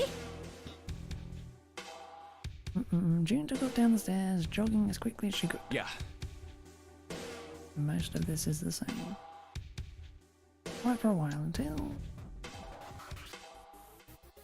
Just reached C deck when Clover spoke. Hey, what about door 2? Everyone else stopped. They all turned to look at Clover. Seven spoke. What about door 2? Door 2 is the only one we didn't... We haven't gone through it, I mean. Yes, that is true. Are you guys okay with that? Not investigating it, I mean? So what? We found door 9. We don't need any of the other doors. What's the point? Huh? What's the point in going to door 9? We can't all go through it, right? Then we should do what we have to do before we go any further. It's like a jigsaw puzzle.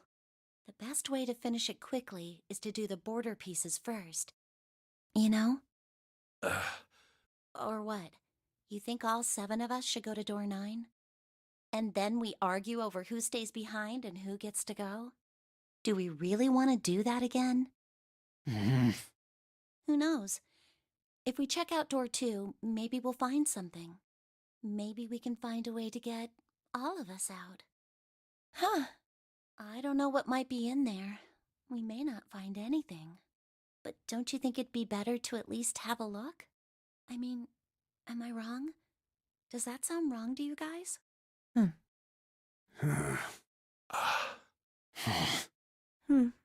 Yeah, you do have a point. The others nodded in agreement. The last time I checked the clock, it was 4:30. It's not like we've got a lot of time, but if we're quick about it, we might have time to take a look. You're right. Let's go take a look at door 2.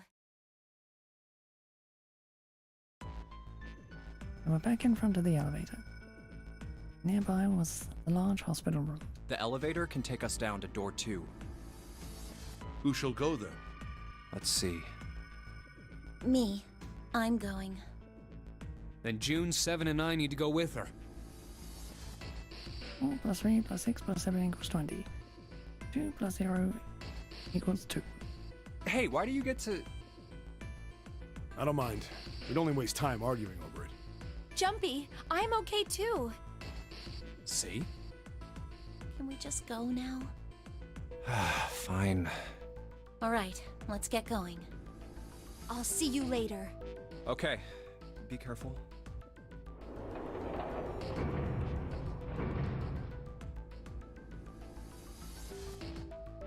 They climbed into the elevator, and Junpei listened to it creak and rattle its way to the bottom deck. Only Junpei, Ace, and Lotus were left. The elevator rumbled out of sight. Ace spoke. Lotus, would you be so kind as to go with me? Go with you? Well, I didn't think people still talked that way outside of the 1950s. Well, I'm a mother. Would that be a problem for you? That wasn't what I meant to... I was hoping you would come with me. Seriously, though, I was kidding. So, where was it you wanted to take me? There's something I wanted to show you. Hey man, what the hell? I'm not important enough? Well, it's not like that. Once I've shown Lotus, I'll show you. Really? Of course. Ace's smile was friendly. Fine. Do whatever you want. Thanks, Junpei. Are you coming, Lotus? Fine. Doesn't look like they're going to be back anytime soon. I might as well go and see whatever it is you think is so important. Thank you. Well then, shall we go?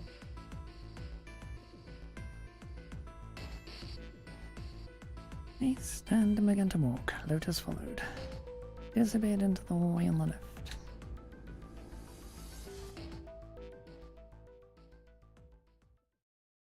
Time seemed to drag as Junpei waited for the others to return. They're so slow. And what's keeping Ace and Lotus?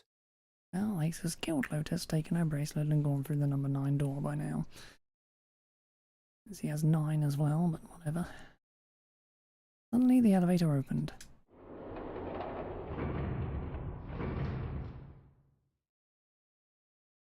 A single person stood there. Clover!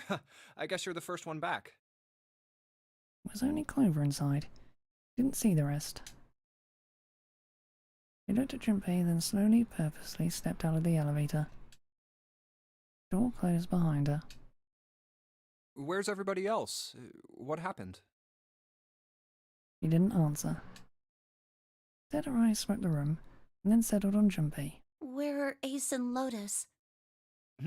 Oh, Ace said he wanted to show Lotus something, so they went into that hallway. Junpei explained what had happened. Oh, then they went over there? The voice was small and timid. Yeah, I think so. Repeated his earlier question. So where are June, Santa, and Seven? Why aren't they with you? You really want to know? There was something wrong with her smile. Yeah. Okay, sure. Here, let me show you. Clover pulled something out of her pocket and tossed it onto the floor at Junpei's feet. Huh? He looked down. On the floor in front of him were 3 metal rings. Bracelets. Oh my god. Oh, holy shit. Junpei collapsed. No. No way, no way. This has got to be some kind of joke. This can't be real. Junpei's body felt like rubber. Heart felt like a cold lump in his chest, and his hand shook uncontrollably. Sweat poured down his face. 3 bracelets sat there on the floor before him. See the numbers on their faces. 3, 7, And 6. Lastly, let us discuss how to remove the bracelets. There are only 2 ways to do so. 1. You escape from this ship. 2. More likely, which is 0. In other words, once the bracelet is taken outside the confine of the ship, or the air-excited Mary's heartbeat has fallen to 0, it will shut down automatically. But why? Junpei's voice was flat and broken. Clover's response was cold. Revenge for my brother. He was forced into door 3 and murdered. You need at least 3 people to open a door. Who were the 2 that opened that door with him?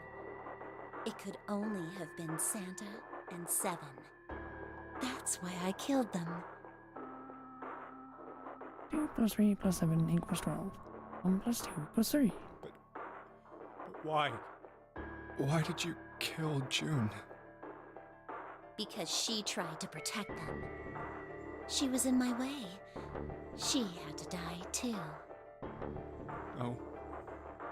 No. Junpei shook his head, trying desperately to wake himself from what had to be a dream.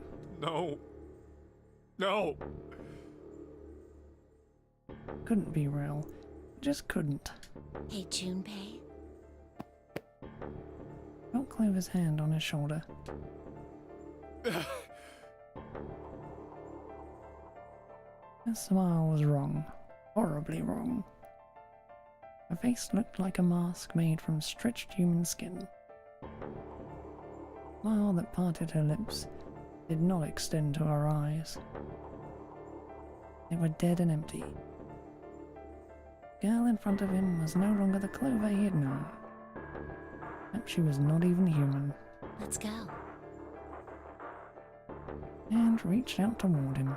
Let's get out of here. Let's leave this ship. What the hell are you talking about? To open a numbered door, you... Yes, I know. You need at least 3 people. But as long as we have this... Once again, Clover reached into her pocket and pulled something out. That's... It was another bracelet. Junpei could see the number on the face. 0. 0. the 0 bracelet. You've got something in your pocket. What is it? Oh, this? This is...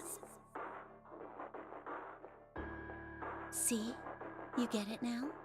If we have the 0 bracelet, we can leave. You and I can open door 9 with just the 2 of us. 4 plus 5 plus 0 equals 9. See? So let's go. Come on! Hurry up! Shoved out her hand again. Junpei looked up at Clover. He had the face of a demon. There was something else. There was a holy light that surrounded her. She was both a fierce god and a benevolent goddess, filled with love. Junpei. Her voice was soft. Her eyes weren't empty anymore. They were deep, so deep, Junpei could feel himself falling into them. He felt dizzy. There was something oddly bewitching about her. His mind was beginning to crack, and his heart beginning to melt. Junpei. And she was offering him. It looked so soft, so inviting. Clover. He reached out with his own trembling hand and closed it over hers. Yeah?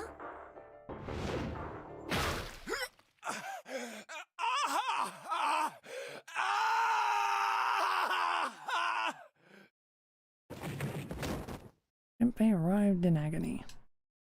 He shuddered and twitched, his body spasming as he went into shock.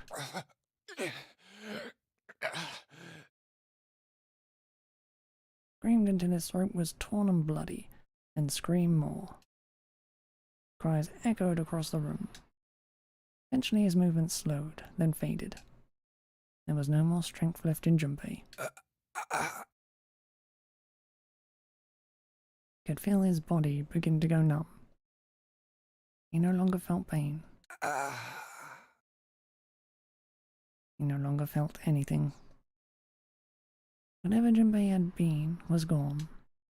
The last remnants of his mind began to fade. Even as his vision faded to nothingness, he saw Clover. Thanks, Junpei. I'm just gonna borrow this, okay? The smile was cold. What was left of Junpei's conscious mind drifted away. All that was left was a twisted, broken corpse.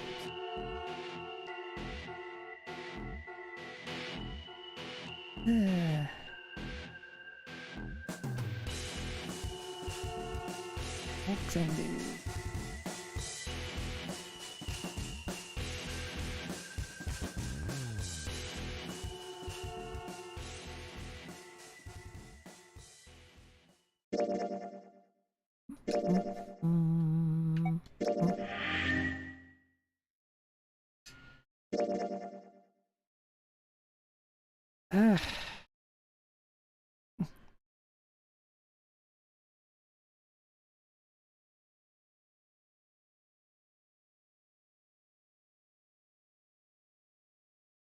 Two more endings in that fucking question mark right there. It's annoying as all hell.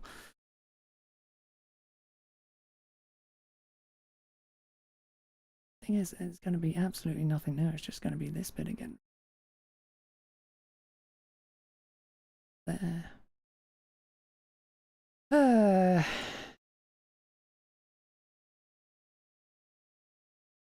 I should fill it out though.